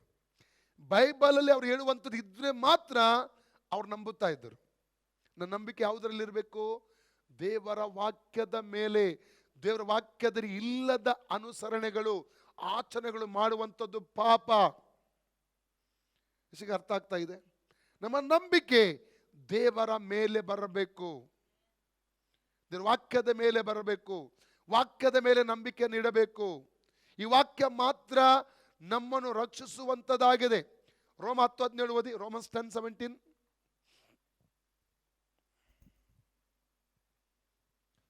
ಆದ ಕಾರಣ ಸಾರಿದ ವಾರ್ತೆಯು ನಂಬಿಕೆಗೆ ಆಧಾರ. ಆದ ಕಾರಣ ಸಾರಿದ ವಾರ್ತೆ ನಂಬಿಕೆಗೆ ಆಧಾರ. ಈಗ ನಿಮಗೆ ನಂಬಿಕೆ ಹೇಗೆ ಬರ್ತದೆ? ನಾನು ದೇವರ ವಾಕ್ಯ ಸಾರುವಾಗ ನಿಮ್ಮಲ್ಲಿ ಒಂದು ನಂಬಿಕೆ ಉಂಟಾಗುತ್ತೆ, ಉತ್ಪತ್ತಿ ಆಗುತ್ತದೆ.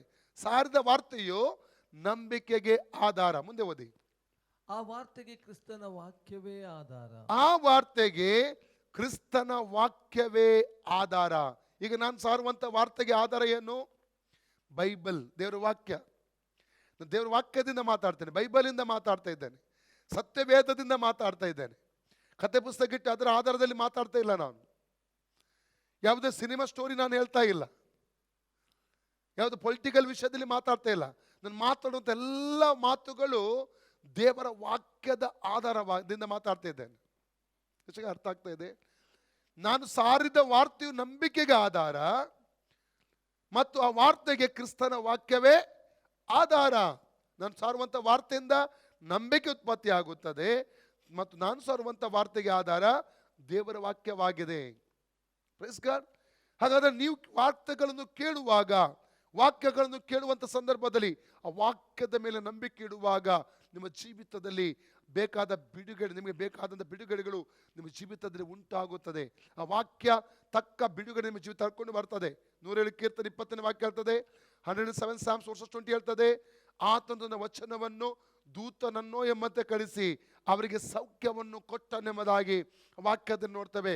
ವಾಕ್ಯ ನಮ್ಮ ಜೀವಿತದಲ್ಲಿ ಬೇಕಾದ ಬಿಡುಗಡೆಯನ್ನು ಅದು ತೆಗೆದುಕೊಂಡು ಬರುವಂಥದ್ದಾಗಿದೆ. ವಾಕ್ಯಕ್ಕೆ ಏನಿದೆ? ಆರೋಗ್ಯ ಕೊಡುವ ಶಕ್ತಿ ಇದೆ, ಬಿಡುಗಡೆ ಕೊಡುವ ಶಕ್ತಿ ಇದೆ. ನಾವು ಜ್ಞಾನೋಕ್ತಿ 4ನೇ ಅಧ್ಯಾಯ 20ನೇ ವಾಕ್ಯದಿಂದ ಓದುವ. ಪ್ರಾಬ್ಸ್ ಚಾಪ್ಟರ್ 4:20 ಓದುವ.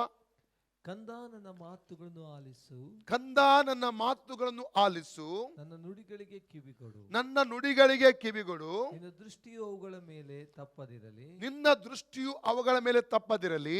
ಅವುಗಳನ್ನು ನಿನ್ನ ಹೃದಯದೊಳಗೆ ಇಟ್ಟುಕೋ, ಅವುಗಳನ್ನು ನಿನ್ನ ಹೃದಯದೊಳಗೆ ಇಟ್ಟುಕೋ.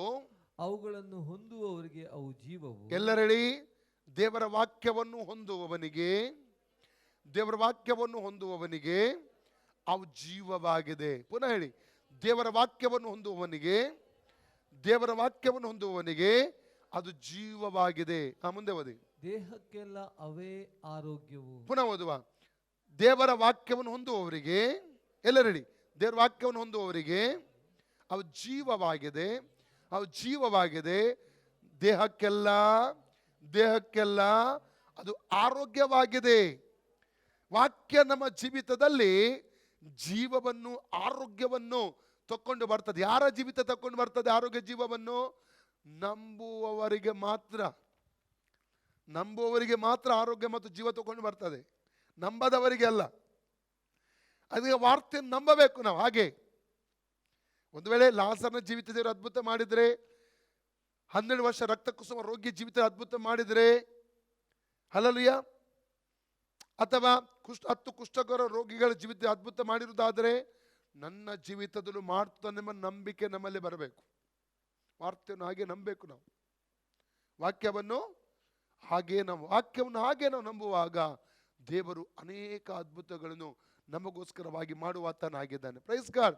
ಇದು ವಾಕ್ಯದ ಮೇಲಿರುವಂಥ ನಂಬಿಕೆ. ವಾಕ್ಯವನ್ನು ಕೇವಲ ಓದುವುದು, ಧ್ಯಾನಿಸುವುದು, ಕೇಳುವುದು ಮಾತ್ರವಲ್ಲ, ಓದಿ ಧ್ಯಾನಿಸಿ ನಾವು ಕೇಳುವಂಥ ವಾಕ್ಯದಲ್ಲಿ ಪರಿಪೂರ್ಣ ನಂಬಿಕೆ ಇಡಬೇಕು. ಅದನ್ನು ಹೊಂದಬೇಕು, ಅದು ಅಂಗೀಕರಿಸಬೇಕು, ಆ ವಾಕ್ಯ ಒಪ್ಪಿಕೊಳ್ಳಬೇಕು. ಆವಾಗಲೇ ವಾಕ್ಯದ ಬಿಡುಗಡೆ ನಮ್ಮ ಜೀವಿತದಲ್ಲಿ ಸಂಭವಿಸುವಂಥದ್ದು, ನಡೆಯುವಂಥದ್ದಾಗಿದೆ ಪ್ರಿಯರೇ. ವಾಕ್ಯ ಹೊಂದದೆ ಬಿಡುಗಡೆ ಇಲ್ಲ. ಹಲ್ಲೆಲೂಯಾ. ವಾಕ್ಯದ ಮೇಲೆ ನಂಬಿಕೆ ಇಡದೆ ಒಂದು ಬಿಡುಗಡೆ ಸಂಭವಿಸಲಿಕ್ಕೆ ಸಾಧ್ಯ. ವಾಕ್ಯ ಅಂದರೆ ಯಾರು? ಯೇಸುವೆ ವಾಕ್ಯವಾಗಿದ್ದಾನೆ. ಯೋಹನ್ನ 1:1 ಏನು ಹೇಳ್ತದೆ? ಯೋಹನ್ನ 1:1-2, ಜಾನ್ ಗಾಸ್ಪಲ್ ಚಾಪ್ಟರ್ 1:1-2, ಆದಿಯಲ್ಲಿ ವಾಕ್ಯವಿತ್ತು, ವಾಕ್ಯವು ದೇವರಾಗಿತ್ತು, ವಾಕ್ಯ ದೇವರ ಬಳಿಲಿತ್ತು.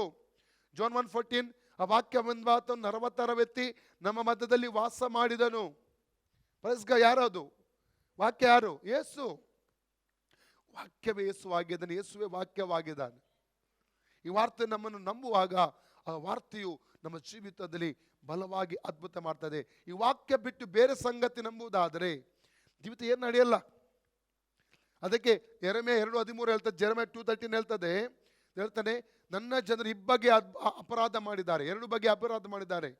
ಒಂದನೇದಾಗಿ ಜೀವ ಜಲದ ಬುಗ್ಗೆಯಾದ ನನ್ನನ್ನು ತೊರೆದು ಬಿಟ್ಟಿದ್ದಾರೆ, ಮತ್ತು ತಮಗೋಸ್ಕರ ನೀರು ನಿಲ್ಲದ ಬಿರುಕು ತೊಟ್ಟಿಗಳನ್ನು ಕೊರೆದಿದ್ದ. ಸಿಕ್ಕಿದ್ರೆ ಓದಬಹುದು ಅದು ವಾಕ್ಯ. ನನ್ನ ಜನರು 2 ಅಪರಾಧಗಳನ್ನು ಮಾಡಿದ್ದಾರೆ, ಜೀವಜಲದ ಬುಗ್ಗೆಯಾದ ನನ್ನನ್ನು ಬಿಟ್ಟಿದ್ದಾರೆ, ತಮಗೋಸ್ಕರ ತೊಟ್ಟಿಗಳನ್ನು, ನೀರು ನಿಲ್ಲದ ಬಿರಿದ ತೊಟ್ಟಿಗಳನ್ನು ಕೊರೆದುಕೊಂಡಿದ್ದಾರೆ. ಆಮೆನ್. Praise God. ದೇವರು ದುಃಖದಿಂದ ಹೇಳುವಂತ ಮಾತಾಗಿದೆ ಇದು. ವಾರ್ತೆ ನಂಬಿದ್ರೆ, ವಾಕ್ಯ ನಂಬಿದ್ರೆ ಆ ವಾರ್ತೆಯಿಂದ ಬಿಡುಗಡೆ ಸಿಗುತ್ತದೆ. ಮಾತ್ರವಲ್ಲ, ನಮಗೆ ಜೀವ, ಆರೋಗ್ಯ ನಾವು ಒಂದು ಜೀವಿತದಲ್ಲಿ ಹೊಂದಿಕೊಳ್ಳೋದಕ್ಕೆ ನಮಗೆ ಸಾಧ್ಯವಾಗ್ತದೆ ಪ್ರಿಯರೇ. ಓಕೆ, 5ನೇ ವಿಧವಾದ ನಂಬಿಕೆ. 4 ನಂಬಿಕೆ ನೋಡಿದೆ. 1ನೇ ನಂಬಿಕೆ ಯಾವುದು? ನೆನಪಿರ್ಬೇಕು ನಿಮಗೆ. ಯಾರ ನಂಬಿಕೆ? ದೇವರ ಮೇಲೆ ನಂಬಿಕೆ. 2ನೇ ನಂಬಿಕೆ ಸಾಧಾರಣ ನಂಬಿಕೆ. 3ನೇ ನಂಬಿಕೆ ಸತ್ಯದ ಮೇಲಿರುವ ನಂಬಿಕೆ. 4ನೇ ನಂಬಿಕೆ ದೇವರ ವಾಕ್ಯದ ಮೇಲೆ ನಂಬಿಕೆ. 5ನೇ ನಂಬಿಕೆ ಉಪದೇಶದ ಮೇಲಿರುವ ನಂಬಿಕೆ. ನಾವು 2 ಥೆಸಲೋನಿಕ 2ನೇ ಅಧ್ಯಾಯ 14-17 ವಾಕ್ಯ ಓದುವ. 2 ಥೆಸಲೋನಿಕ ಚಾಪ್ಟರ್ 2 14-17. ನೀವು ಹೀಗೆ ರಕ್ಷಿಸಲ್ಪಟ್ಟು ನಮ್ಮ ಕರ್ತನಾದ ಯೇಸು ಕ್ರಿಸ್ತನ ಪ್ರಭಾವವನ್ನು ಸಂಪಾದಿಸಿಕೊಳ್ಳಬೇಕೆಂದು, ನಮ್ಮ ಕರ್ತನಾದ ಯೇಸು ಕ್ರಿಸ್ತನ ಪ್ರಭಾವವನ್ನು ಸಂಪಾದನೆ ಮಾಡಿಕೊಳ್ಳಬೇಕೆಂದು ದೇವರು ನಮ್ಮ ಸುವಾರ್ತೆಯ ಮೂಲಕವಾಗಿ ನಿಮ್ಮನ್ನು ಕರೆದನು. ಹೇಗೆ ಕರೆದ? ನಾವು ರಕ್ಷಿಸಲ್ಪಟ್ಟು ದೇವರ ಪ್ರಭಾವ ಹೊಂದುವುದಕ್ಕಾಗಿ ಸುವಾರ್ತೆಯ ಮೂಲಕ ನನ್ನನ್ನು, ನಿಮ್ಮನ್ನು, ಆನ್ಲೈನ್ ಇರುವವರನ್ನು ಎಲ್ಲರನ್ನು ಕರೆದಿದ್ದಾನೆ ದೇವರು. ಓಕೆ, ಹೀಗಿರುವುದರಿಂದ ಸಹೋದರರೇ ದೃಢವಾಗಿ ನಿಲ್ಲಿರಿ. ದೃಢವಾಗಿ ನಿಲ್ಲಬೇಕು. ರಕ್ಷಣೆ ಒಂದು ಪ್ರಭಾವವನ್ನು ಹೊಂದುವುದು, ರಕ್ಷಣೆ ಹೊಂದುವುದು ಅದೇ ಮುಗಿಲಿಲ್ಲ. ಕೊನೆಯವಾಗಿ ದೃಢವಾಗಿ ನಿಲ್ಲಬೇಕು. ನಂಬಿಕೆಗೋಸ್ಕರ ನಿಲ್ಲಬೇಕು, ನಂಬಿಕೆಯಲ್ಲಿ ನಿಲ್ಲಬೇಕು.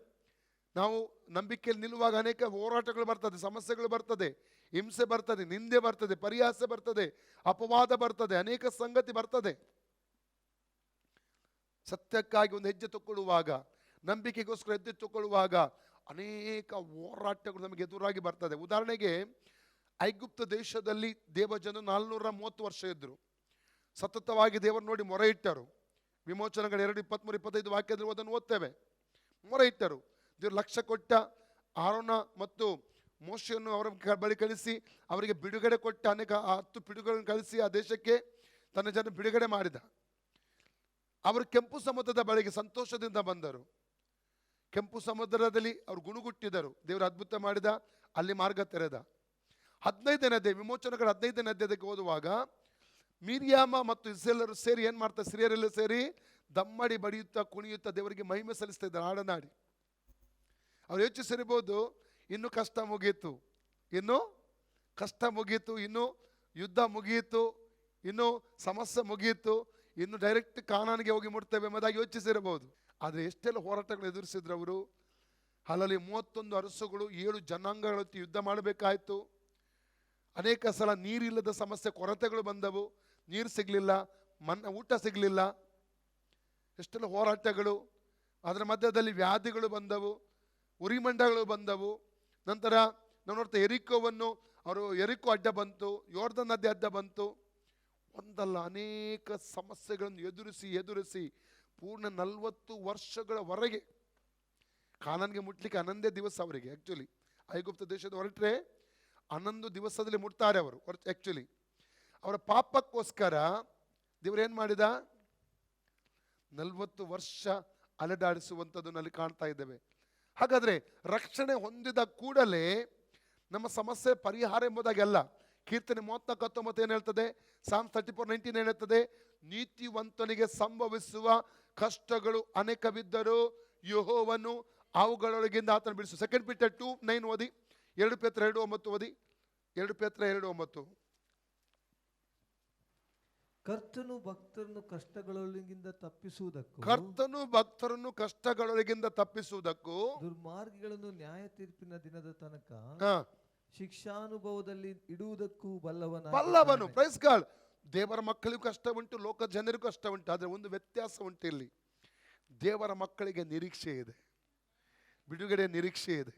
ಅಲ್ಲಲ್ಲಿಯ ದೇವರ ಮಕ್ಕಳಿಗೆ ಏನಿದೆ, ನಮಗೆ ನಿರೀಕ್ಷೆ ಇದೆ.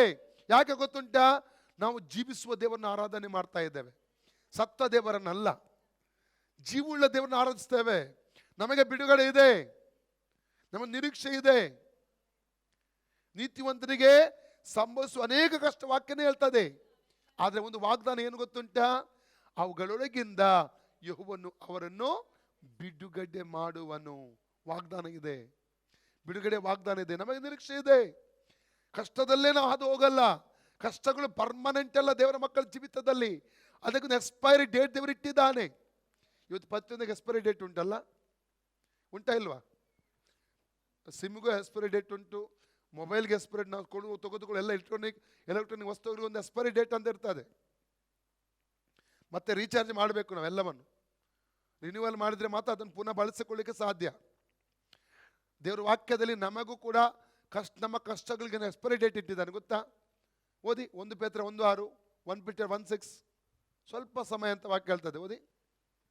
ನೀವು ಸದ್ಯಕ್ಕೆ ಸ್ವಲ್ಪ ಕಾಲ, ಎಷ್ಟು ಎಲ್ಲರ ಹೇಳಿ, ಸ್ವಲ್ಪ ಕಾಲ. ಸ್ವಲ್ಪ ಕಾಲ, ಶಾಶ್ವತ ಅಲ್ಲ, ಸ್ವಲ್ಪ ಕಾಲ. ಸ್ವಲ್ಪ ಕಾಲ ದೇವರ ಚಿತ್ತಾನುಸಾರ ನಾನಾ ಕಷ್ಟಗಳಲ್ಲಿದ್ದು ದುಃಖಿಸುವವರಾಗಿದ್ದರು, ಆ ಪದವಿಯನ್ನು ಆಲೋಚಿಸಿ ಹರ್ಷಿಸುವವರಾಗಿದ್ದೀರಿ. ಆ ಪದವಿ ಆಲೋಚಿಸಿ ಹರ್ಷಿಸುವವರಾಗಿದ್ರಿ.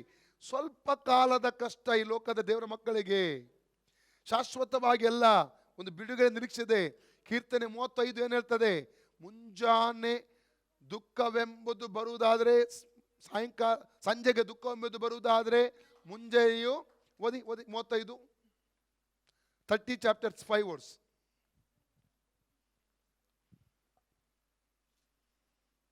ಆತನ ಕೋಪವು ಕ್ಷಣ ಮಾತ್ರವೇ, ಆತನ ಕೋಪ ಕ್ಷಣ ಮಾತ್ರ, ಆತನ ಅನುಗ್ರಹವು ಜೀವಮಾನವೆಲ್ಲ ಇರುವುದು. ಸಂಜೆಗೆ ದುಃಖವೆಂಬುದು ಬಂದು ನಮ್ಮ ಬಳಿಯಲ್ಲಿ ಇಳಿದುಕೊಂಡರು, ಮುಂಜಾನೆ ಹರ್ಷಧ್ವನಿಯು ಕೇಳಿಸುವುದು. ಮುಂಜಾನೆ ಹರ್ಷಧ್ವನಿ ಕೇಳ್ತದೆ.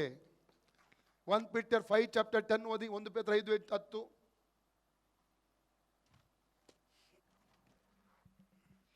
ಕ್ರಿಸ್ತನಲ್ಲಿ ನಿಮ್ಮನ್ನು ತನ್ನ ನಿತ್ಯ ಪ್ರಭಾವಕ್ಕೆ ಕರೆದ ಕೃಪಾಪೂರ್ಣನಾದಂತ ದೇವರು ತಾನೇ ನೀವು ಸ್ವಲ್ಪ ಕಾಲ ಬಾಧೆ ಪಟ್ಟ ಮೇಲೆ ನಿಮ್ಮನ್ನು ಯೋಗ್ಯ ಸ್ಥಿತಿಗೆ ತಂದು ನೆಲೆಗೊಳಿಸಿ ಬಲಪಡಿಸುವನು. ಸ್ವಲ್ಪ ಕಾಲ ಬಾಧೆ, ಜೋರಾಗಿ ಹೇಳಿ, ಸ್ವಲ್ಪ ಕಾಲ ಬಾಧೆ, ಸ್ವಲ್ಪ ಕಾಲ ಕಷ್ಟ. ದೇವರ ಮಕ್ಕಳಿಗೆ ಪರ್ಮನೆಂಟ್ ಇಲ್ಲ, ಸ್ವಲ್ಪ ಕಾಲ. ಅದರ ತಾಳ್ಮೆಯಿಂದ ಇರಬೇಕು, ಪ್ರಾರ್ಥಿಸಬೇಕು, ನಂಬಿಕೆಯಿಂದ ದೃಢವಾಗಿ ನಿಲ್ಲಬೇಕು. ಅದಕ್ಕೆ 2 ಥೆಸಲೋನಿಕ 2:14 ವಾಕ್ಯ ಏನು ಹೇಳ್ತದೆ? ದೃಢವಾಗಿ ನಿಲ್ಲಿರಿ. ಹೌದಾ? ಓದಿ 14ರಿಂದ ಪುನಃ ಓದಿ ಆರಂಭದಿಂದ. ನೀವು ಹೀಗೆ ರಕ್ಷಿಸಲ್ಪಟ್ಟು ನಮ್ಮ ಕರ್ತನಾದ ಯೇಸು ಕ್ರಿಸ್ತನ ಪ್ರಭಾವವನ್ನು ಸಂಪಾದಿಸಿಕೊಳ್ಳಬೇಕೆಂದು ದೇವರು ನಮ್ಮ ಸುವಾರ್ತೆಯ ಮೂಲಕವಾಗಿ ನಿಮ್ಮನ್ನು ಕರೆದನು. ಹೀಗಿರುವುದರಿಂದ ಸಹೋದರರೇ ದೃಢವಾಗಿ ನಿಲ್ಲಿರಿ. ಹಾಗಾದ್ರೆ ದೃಢವಾಗಿ ನಿಲ್ಲಿಸುವಂಥದ್ದು ಯಾವುದು? ಅದೇ ಕ್ರಿಸ್ತಿಯ ಉಪದೇಶ. ನಮ್ಮ ನಿಲ್ಲಿಸುವಂಥದ್ದು ಯಾವುದು? ಕ್ರಿಸ್ತ ನಂಬಿಕೆಯಲ್ಲಿ ದೃಢವಾಗಿ ನಿಲ್ಲಿಸುವಂಥದ್ದು ಯಾವುದು? ಕ್ರಿಸ್ತಿಯ ಉಪದೇಶ. ಹಲ್ಲೆಲೂಯಾ. ಕ್ರಿಸ್ತಿಯ ಉಪದೇಶ ನಮ್ಮ ನಿಲ್ಲಿಸ್ತದೆ, ದೃಢವಾಗಿ ನಿಲ್ಲಿಸ್ತದೆ. ಕ್ರಿಸ್ತಿಯ ಉಪದೇಶ ಸಭೆಯ ಬೆನ್ನೆಲುಬಾಗಿದೆ. ಎಲ್ಲರಡಿ, ಕ್ರಿಸ್ತಿಯ ಉಪದೇಶ ಸಭೆಗೆ ಬೆನ್ನೆಲುಬಾಗಿದೆ. ಜ್ಞಾನೋಕ್ತಿ 6:23 ಏನು ಹೇಳ್ತದೆ? Proverbs 6:23 ಎಲ್ಲರಿಗೂ ಗೊತ್ತಿರುವಂಥ ವಾಕ್ಯ. ಆಜ್ಞೆಯೇ ದೀಪ, ಉಪದೇಶವೇ ಬೆಳಕು, ಶಿಕ್ಷಣ ಪೂರ್ವಕವಾದಂಥ ಬೋಧನೆಯು ಜೀವದ ಮಾರ್ಗ. ಎಲ್ಲರಡಿ, ಆಜ್ಞೆಯೇ ದೀಪ, ಉಪದೇಶವೇ ಬೆಳಕು. ಉಪದೇಶ ಏನು ಕೊಡ್ತದೆ? ನಮಗೆ ಕಣ್ಣನ್ನು ತೆರೆಸ್ತದೆ, ಬೆಳಕನ್ನು ಕೊಡ್ತದೆ. ಅಲ್ಲಲ್ಲಿ ಆತ್ಮಿಕ ಬೆಳಕನ್ನು ಕೊಡ್ತದೆ. ಉಪದೇಶ ಏನ್ ಮಾಡ್ತದೆ? ಆತ್ಮಿಕ ಬೆಳಕು ಕೊಡ್ತದೆ, ಕತ್ತಲೆ ನೀಗಿಸ್ತದೆ, ಆತ್ಮಿಕ ಕತ್ತಲೆ ನೀಗಿಸ್ತದೆ ಉಪದೇಶ.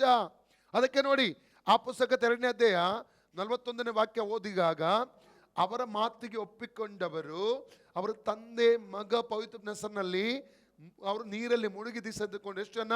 3,000 ಜನ.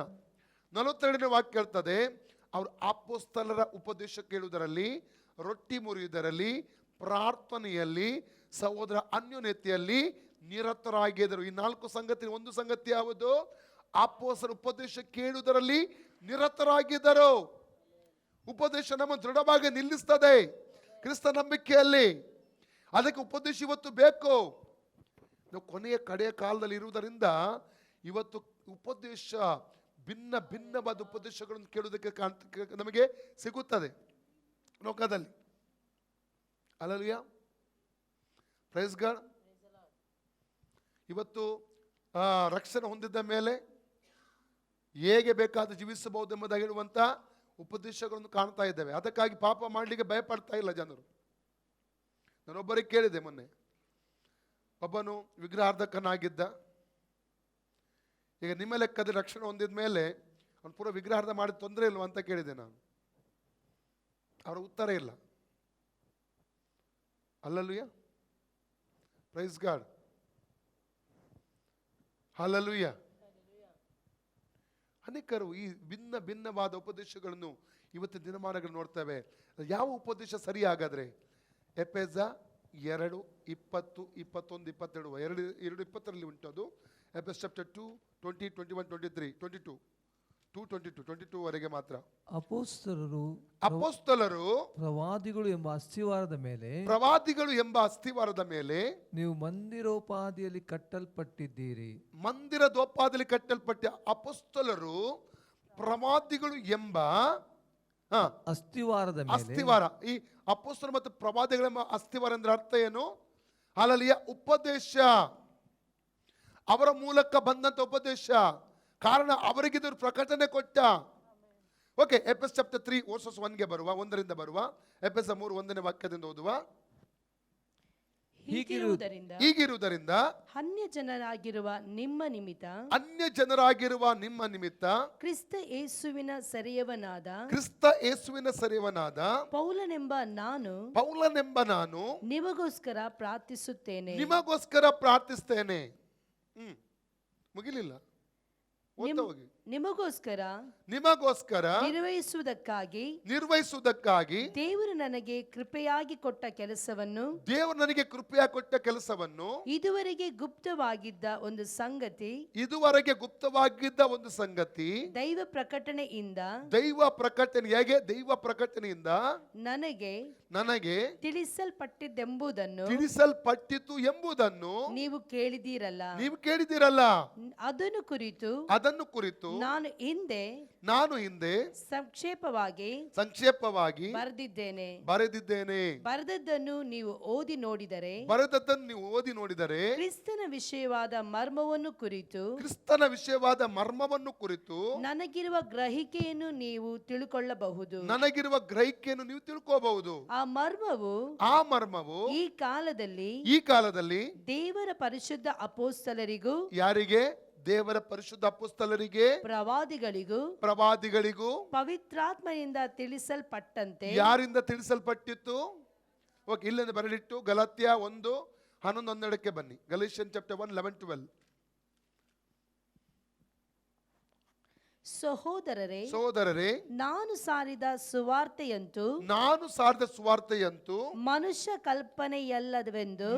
ಕಲ್ಪನೆಯಲ್ಲವೆಂದು ನಿಮಗೆ ತಿಳಿಯಪಡಿಸುತ್ತೇನೆ. ನಾನು ಅದನ್ನು ಮನುಷ್ಯರಿಂದ ಹೊಂದಲಿಲ್ಲ. ನನಗೆ ಯಾರೂ ಉಪದೇಶಿಸಲಿಲ್ಲ. ಉಪದೇಶ ಮಾಡಲಿಲ್ಲ. ಯೇಸು ಕ್ರಿಸ್ತನೇ ಅದನ್ನು ನನಗೆ ಪ್ರಕಟಿಸಿದನು. Praise God. Okay, continue. ಎಫೆಸ್ 3 5ನೇ ವಾಕ್ಯ ಅಲ್ಲ. ಈ ಕಾಲದಲ್ಲಿ ದೇವರ ಪರಿಶುದ್ಧ ಅಪೊಸ್ತಲರಿಗೂ ಪ್ರವಾದಿಗಳಿಗೂ ಪವಿತ್ರಾತ್ಮನಿಂದ ತಿಳಿಸಲ್ಪಟ್ಟಂತೆ ಬೇರೆ ಕಾಲಗಳಲ್ಲಿದ್ದ ಜನರಿಗೆ ತಿಳಿಸಲ್ಪಡಲಿಲ್ಲ. ನೋಡಿ, ನಾವು ಎಫೆಸ 4:11-16 ವಾಕ್ಯದವರೆಗೆ ಓದಿದ್ರೆ 5 ಸೇವಾವರ ಸಭೆಗೆ ದೇವರು ಕೊಟ್ಟಿದ್ದಾನೆ. ಯಾವುದದು? ಅಪೊಸ್ತಲರು, ಪ್ರವಾದಿಗಳು, ಸುವಾರ್ತಿಕರು, ಸಭಾಪಾಲಕರು, ಬೋಧಕರೆಂಬ 5 ಸೇವಾ ವರಗಳನ್ನು ಸಭೆಯ ಬೆಳವಣಿಗೆಗಾಗಿ, ಕ್ರಿಸ್ತನ ದೇಹದ ಅಭಿವೃದ್ಧಿಗೋಸ್ಕರವಾಗಿ ಕರ್ತನ ದೇಶ ಸ್ವಾಮಿ ಆತನ ಸಭೆ ಕೊಟ್ಟಿದ್ದಾನೆ. Praise God. ಹಾಗಾದ್ರೆ ಇಲ್ಲಿ ಎಫೆಸ 2:20 ಹೇಳಿದ ವಾಕ್ಯದ ಪ್ರಕಾರವಾಗಿ ಅಪೊಸ್ತಲರು, ಪುನಃ ಓದಿ ಎಫೆಸ 2:20. ಅಪೊಸ್ತಲರು ಪ್ರವಾದಿಗಳು ಎಂಬ ಅಸ್ತಿವಾರದ ಮೇಲೆ. ಬಸ್ ನೋಡಿ, ಈ ಚರ್ಚ್ ಕಟ್ಟಡಕ್ಕೆ ಒಂದು ಅಸ್ತಿವಾರ ಇದೆಯಾ? ನೀವು ವಾಸ ಮಾಡುವಂತ ಮನೆಗೆ ಒಂದು ಅಸ್ತಿವಾರ ಇದೆಯಾ? ನೀವು ಕೆಲಸ ಮಾಡುವಂತ ಸ್ಥಳದಲ್ಲಿ ಆ ಕಟ್ಟಡಕ್ಕೆ ಒಂದು ಅಸ್ತಿವಾರ ಇದೆಯಾ? ಒಂದು ವೇಳೆ ಅಸ್ತಿವಾರ ಇಲ್ಲ, ಭೂಮಿಯಲ್ಲೇ ಮೇಲಿಂದ ಕಟ್ಟಿದ್ದಾನೆ ತಿಳಿಸುವ, ಒಳಗೆ ಹೋಗ್ಲಿಕ್ಕೆ ನಿಮಗೆ ಧೈರ್ಯ ಬರ್ತದ ಆ ಕಟ್ಟಡ ಒಳಗೆ? ಕಾರಣ, ಯಾವಾಗ ಬೇಕಾದ್ರೂ ಬೀಳ್ಬಹುದು ಅದು. ಅಲ್ಲಲ್ಲಿಯ ಆ ಕಟ್ಟಡವು ಯಾವಾಗ ಬೇಕಾದ್ರೆ ಬೀಳುವುದಕ್ಕೆ ಸಾಧ್ಯವಿದೆ. ಲೂಕ 6:46-49 ಓದಿ.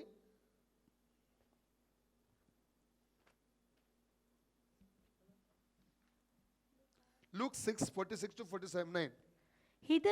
ಇದಲ್ಲದೆ ನೀವು ನನ್ನನ್ನು ಸ್ವಾಮಿ ಸ್ವಾಮಿ ಅಂತ ಕರೆದು ನಾನು ಹೇಳುವುದನ್ನು ನಡೆಸದೆ ಇರುವುದೇಕೆ? ನನ್ನ ಬಳಿಗೆ ಬಂದು ನನ್ನ ಮಾತುಗಳನ್ನು ಕೇಳಿ ಅವುಗಳಂತೆ ನಡೆಯುವವನು ಯಾರಿಗೆ ಸಮಾನನೆಂಬುದನ್ನು ನಿಮಗೆ ತೋರಿಸುತ್ತೇನೆ. ಅವನು ಆಳವಾಗಿ ಅಗೆದು. ಎಲ್ಲರಲ್ಲಿ ಆಳವಾಗಿ ಅಗೆದು. ಎಲ್ಲರಿ ಅವನು ಆಳವಾಗಿ ಅಗೆದು. ಅವನು ಆಳವಾಗಿ ಅಗೆದು. ಓಕೆ, ಮುಂದೆ ಓದಿ. ಬಂಡೆಯ ಮೇಲೆ ಅಸ್ತಿವಾರವನ್ನು ಹಾಕಿ ಮನೆ ಕಟ್ಟಿದವನಿಗೆ. ಯಾವುದ್ರಲ್ಲಿ ಅಸ್ತಿವಾರ ಹಾಕ್ಬೇಕು? ಆಳವಾಗಿ ಅಗೆದು ಯಾವುದ್ರಲ್ಲಿ ಅಸ್ತಿವಾರ ಹಾಕ್ಬೇಕು? ಬಂಡೆಯ ಮೇಲೆ, ಹೊಯ್ಗೆ ಮೇಲೆ ಅಲ್ಲ. ಮತ್ತಾಯ 7:24-27 ಹೊಯ್ಗೆ ಮೇಲೆ ಒಂದು ಅಸ್ತಿವಾರ ಹಾಕಿದ, ಇನ್ನೊಬ್ಬ ಬಂಡೆ ಮೇಲೆ ಹಾಕಿದ ಅಂತ ನೋಡ್ತೇವೆ ನಾವು. Price God. ಓಕೆ, ಬಂಡೆ ಮೇಲೆ ಅಸ್ತಿವಾರ ಹಾಕಿದ. ಮನೆ ಕಟ್ಟಿದವರಿಗೆ ಸಮಾನನು. ಒಳೆ ಬಂದು ಪ್ರವಾಹವು ಆ ಮನೆಗೆ ಬಡಿದಾಗ್ಯೂ ಅದು ಚೆನ್ನಾಗಿ ಕಟ್ಟಿದ್ದರಿಂದ ಆ ಪ್ರವಾಹವು ಅದನ್ನು ಅಲ್ಲಾಡಿಸಲಾಗದೆ ಹೋಯಿತು. ಅಲ್ಲಾಡಿಸ್ಲಿಕ್ಕೆ ಆಗ್ಲಿಲ್ಲ. ಪ್ರವಾಹ ಅಂದ್ರೆ ಏನು? ರೋಗ, ವ್ಯಾಧಿ, ಹಿಂಸೆ, ನಿಂದೆ, ಕಷ್ಟ, ಕೊರತೆ, ನೋವು, ಸಾವು. ಅಲ್ಲಲ್ಲಿ ಅರ್ಥ ಆಯ್ತು ಎಷ್ಟು ಜನರಿಗೆ? ಅರ್ಥ ಆಗ್ತಾ ಇದೆಯಾ? ಈ ಪ್ರವಾಹಗಳು ಬರುವಾಗ ಅನೇಕ ದೇವಜನರು ಅಲ್ಲಾಡದಿರುವುದಕ್ಕೆ ಕಾರಣ ಏನು ಗೊತ್ತುಂಟಾ? ದೃಢವಾದ ಅಸ್ಥಿವಾರ. ಅಪೊಸ್ತಲರು ಪ್ರವಾದಿಗಳು ಹಾಕಿದ ಅಸ್ಥಿವಾರ ಅದರಲ್ಲಿ ಕಟ್ಟಲ್ಪಡ್ತಾ ಇದ್ದೇವೆ. ಇವತ್ತು ಅಸ್ಥಿವಾರ ಇಲ್ಲದೆ ಅನೇಕರು ಕಟ್ತಾ ಇದ್ದಾರೆ ಲೋಕದಲ್ಲಿ. ಅಲ್ಲಲುಯ್ಯ, ನಾವು ನೋಡ್ತಾ ಅಸ್ಥಿವಾರ ಇಲ್ಲ. ಆ ಮನೆಗಳು ಯಾವಾಗ ಬೀಳ್ತದೆ ಅಂತ ಹೇಳಲಿಕ್ಕೆ ಆಗಲ್ಲ. ಕಟ್ಟುವಂತ ಮನೆ, ಆತ್ಮಿಕ ಮನೆ, ಅದಕ್ಕೆ ಒಂದು ಅಸ್ಥಿವಾರ ಬೇಕು. ಎಂತ ಅಸ್ಥಿವಾರ ಬೇಕು? ಅದು ಸಾಧಾರಣ ಅಸ್ಥಿವಾರ ಅಲ್ಲ.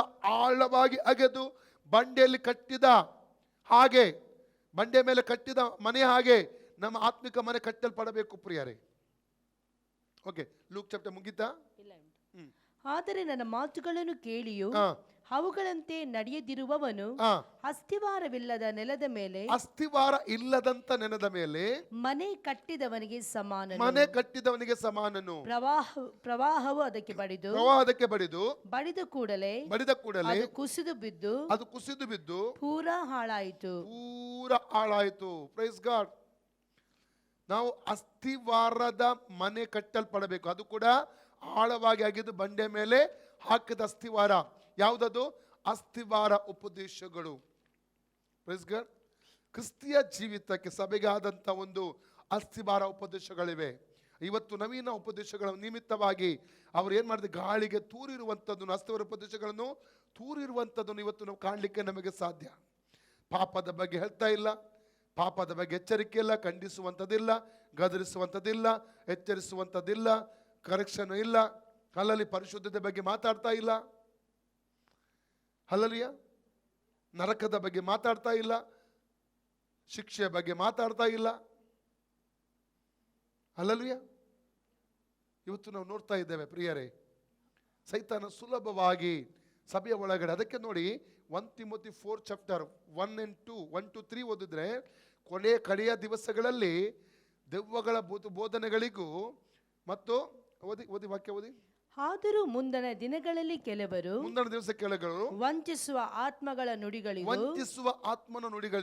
ದೆವ್ವಗಳ ಬೋಧನೆಗಳಿಗೂ ಲಕ್ಷ್ಯ ಕೊಟ್ಟು ಕ್ರಿಸ್ತ ನಂಬಿಕೆಯಿಂದ ಬಿದ್ದು ಹೋಗುವರು, ಭ್ರಷ್ಟರಾಗುವರೆಂದು ದೇವರಾತ್ಮನು ಸ್ಪಷ್ಟವಾಗಿ ಹೇಳುತ್ತಾನೆ. ಮುಂದೆ ಸುಳ್ಳು ಬೋಧಕರು ಬಂದು ಸ್ವಂತ ಮನಸ್ಸಿನಲ್ಲಿ ಅಪರಾಧಿಗಳೆಂಬ ಬರವುಳ್ಳವರಾದರೂ ತಾವು ನೀತಿವಂತರೆಂದು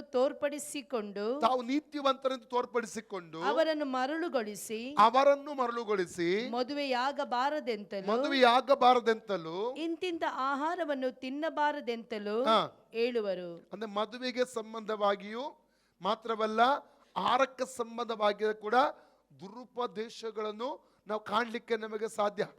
ಕಡೆಯ ದಿವಸಗಳಲ್ಲಿ ತಪ್ಪಾದ ದುರುಪದೇಶಗಳನ್ನು ಕೊನೆಯ ದಿವಸಗಳಲ್ಲಿ ಕೊಡ್ತಾರೆ. ಯಾವುದು? ವಂಚಿಸುವ ಆತ್ಮ ನುಡಿಗಳು, ದೆವ್ವಗಳು ಬೋಧನೆಗಳು ಎಂಬುದಾಗಿ ಇಲ್ಲಿ ಕಾಣ್ತಾ ಇದ್ದೇವೆ ಪ್ರಿಯರೇ.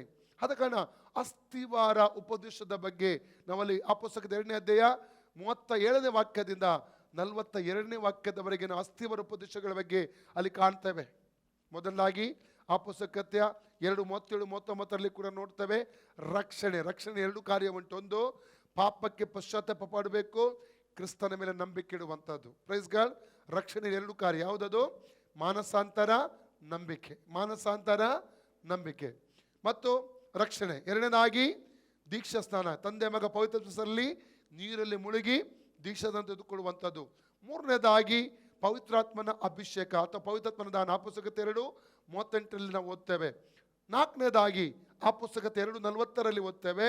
ಪ್ರತ್ಯೇಕತೆ, ಅಲ್ಲಲ್ಲಿ ಪ್ರತ್ಯೇಕತೆಯುಳ್ಳ ಪರಿಶುದ್ಧವಾದ ಜೀವಿತವನ್ನು ಈ ಲೋಕದಲ್ಲಿ ಜೀವಿಸುವಂಥದ್ದು. 5ನೇದಾಗಿ ಆ ಪುಸ್ತಕ 2:41 ವಾಕ್ಯ, ಅದು ದೀಕ್ಷಾದಾನ ಆಲ್ರೆಡಿ ಆಯಿತು. 42ನೇ ವಾಕ್ಯದಲ್ಲಿ ಉಪದೇಶವನ್ನು ಕೇಳುವಂಥದ್ದು. 6ನೇದಾಗಿ ಉಪದೇಶ, 6ನೇದಾಗಿ ರೊಟ್ಟಿ ಮುರಿಯುವಂಥದ್ದು, 7ನೇದಾಗಿ ಸಹೋದರ ಅನ್ಯೋನ್ಯತೆ, 8ನೇದಾಗಿ ಪ್ರಾರ್ಥನೆ. ಅಲ್ಲಲ್ಲಿಯ ಅಲ್ಲ. ಮತ್ತು ಇಬ್ರಿಯ 6ನೇ ಅಧ್ಯಾಯ 1ರಿಂದ 3ನೇ ವಾಕ್ಯದಲ್ಲಿ ಕೂಡ ನೋಡ್ತೇವೆ. ಅದನ್ನು ಈಗ ಓದುವುದಕ್ಕೆ ನಮಗೆ ಸಮಯ ಇಲ್ಲ, ಅದರ ಬಗ್ಗೆ ನಾವು ಓದಬೇಕಾಗ್ತದೆ.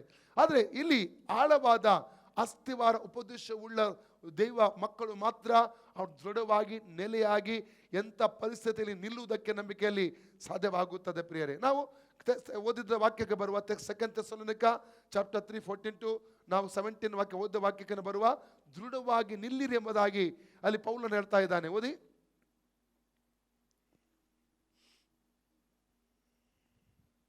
ಹೀಗಿರುವುದರಿಂದ ಸಹೋದರರೇ ದೃಢವಾಗಿ ನಿಲ್ಲಿರಿ. ನಾವು ಮಾತಿನಿಂದಾಗಲಿ ಪತ್ರಿಕೆಯಿಂದಾಗಲಿ ನಿಮಗೆ ತಿಳಿಸಿದ ಬೋಧನೆಗಳನ್ನು ನಿಮಗೆ ತಿಳಿಸಿದಂತ ಬೋಧನೆಗಳನ್ನು ನೀವು ಭದ್ರವಾಗಿ ಹಿಡಿದುಕೊಂಡಿರಿ. ನೀವೇನ್ ಮಾಡ್ಬೇಕು? ಅದನ್ನು ಭದ್ರವಾಗಿ ಹಿಡಿಯಬೇಕು. ನಾಳೆ ಒಬ್ಬನು ಬರ್ತಾನೆ, ಬೇರೆ ಏನನ್ನು ಹೇಳ್ತಾನೆ, ಇದನ್ನು ಬಿಟ್ಟು ಅದನ್ನು ಹಿಡಿಯುವುದಲ್ಲ. ಹಾಗೆ ಆಗ್ತಾ ಉಂಟು ಲೋಕದಲ್ಲಿ. ಇವತ್ತು ಇನ್ನೊಬ್ಬ ಬರ್ತಾನೆ. ಇವತ್ತು ಫೇಸ್ಬುಕ್ಕು ಮತ್ತು ಈ ಯೂಟ್ಯೂಬ್ನಿಂದ ಒಳ್ಳೆಯದಾಗ್ತಾ ಉಂಟು, ತುಂಬ ವಾಕ್ಯ ಹೋಗ್ತಾ ಉಂಟು, ಸುವಾರ್ತೆ ಹೋಗ್ತಾ ಉಂಟು, ದೇವರಿಗೆ ಮಹಿಮೆ ಆಗಲಿ. ಆದರೆ ಇವತ್ತು ನಾನು ಈ ಪ್ರಕಟಣೆ ಪುಸ್ತಕ ಅಧ್ಯಯನದಲ್ಲಿ ನಾನು ಹೇಳಿದ್ದೇನೆ. ಅಂದರೆ ನೋಡಿ, ಎಫೆಸ 2:2ರಲ್ಲಿ ಪ್ರಕಟಣೆ 2:2ರಲ್ಲಿ ರೆವಲ್ಯೂಷನ್ 2:2 ಅಲ್ಲಿ ತಾವು ಅಪೊಸ್ತಲರು ಅಲ್ಲದಿದ್ದರೂ ತಮ್ಮನ್ನು ಅಪೊಸ್ತಲರೆಂದು ಕರೆಯುವ ಅವರನ್ನು ನೀನು ಸುಳ್ಳುಗಾರರೆಂದು ಕಂಡುಕೊಂಡೆ. ಹೌದಾ? ಓದಿ, ಸಿಕ್ಕಿದ್ರೆ ಓದಿ. ನಿನ್ನ ಕೃತ್ಯಗಳನ್ನು ಪ್ರಯಾಸವನ್ನು ತಾಳ್ಮೆಯನ್ನು ಬಲ್ಲೆನು. ನೀನು ದುಷ್ಟರನ್ನು ಸಹಿಸಲಾರಿ. ಅಪೊಸ್ತಲರಲ್ಲದಿದ್ದರು ತಮ್ಮನ್ನು ಅಪೊಸ್ತಲರೆಂದು ಹೇಳಿಕೊಳ್ಳುವವರನ್ನು ನೀನು ಪರೀಕ್ಷಿಸಿ ಅವರನ್ನು ಸುಳ್ಳುಗಾರರೆಂದು ಕಂಡುಕೊಂಡಿ. ಇವರು ಅಪೊಸ್ತಲರಲ್ಲ, ಅದು ಅಪೊಸ್ತಲರೆಂದು ಕರೆಸಿಕೊಳ್ತಾ ಇದ್ದಾರೆ. ಇವತ್ತು ಅನೇಕರು ಪಾಸ್ಟರ್ಗಳು ಅಲ್ಲದಿದ್ದರು ಪಾಸ್ಟರ್ಗಳೆಂದು ಕರೆಸಿಕೊ. ಅವರು ಯಾವಾಗ ರಕ್ಷಣೆ ಹೊಂದಿದ್ದು ಅವರಿಗೆ ಗೊತ್ತಿಲ್ಲ, ರಕ್ಷಣೆ ಹೊಂದಿದ ಅನುಭವ ಇಲ್ಲ, ದೀಕ್ಷಾಸನ ತಗೊಂಡಿದ್ದಾರೆ ಇಲ್ಲೂ ಗೊತ್ತಿಲ್ಲ, ಒಂದು ಸಭೆಯಲ್ಲಿ ಬೆಳೆದ ಅನುಭವ ಅವರಿಗಿಲ್ಲ, ಒಂದು ಸಭಾಪಾಲಕನ ಮೆಂಟರ್ಶಿಪ್ಪಲ್ಲಿ ಆತ್ಮಿಕ ಒದಿಕೆಯಲ್ಲಿ ಬೆಳೆದ ಅನುಭವ ಇಲ್ಲ. ಈಗ ಒಂದು ವೇದಿಕೆ ಸಿದ್ಧ ಇದೆ, ಯಾವುದು?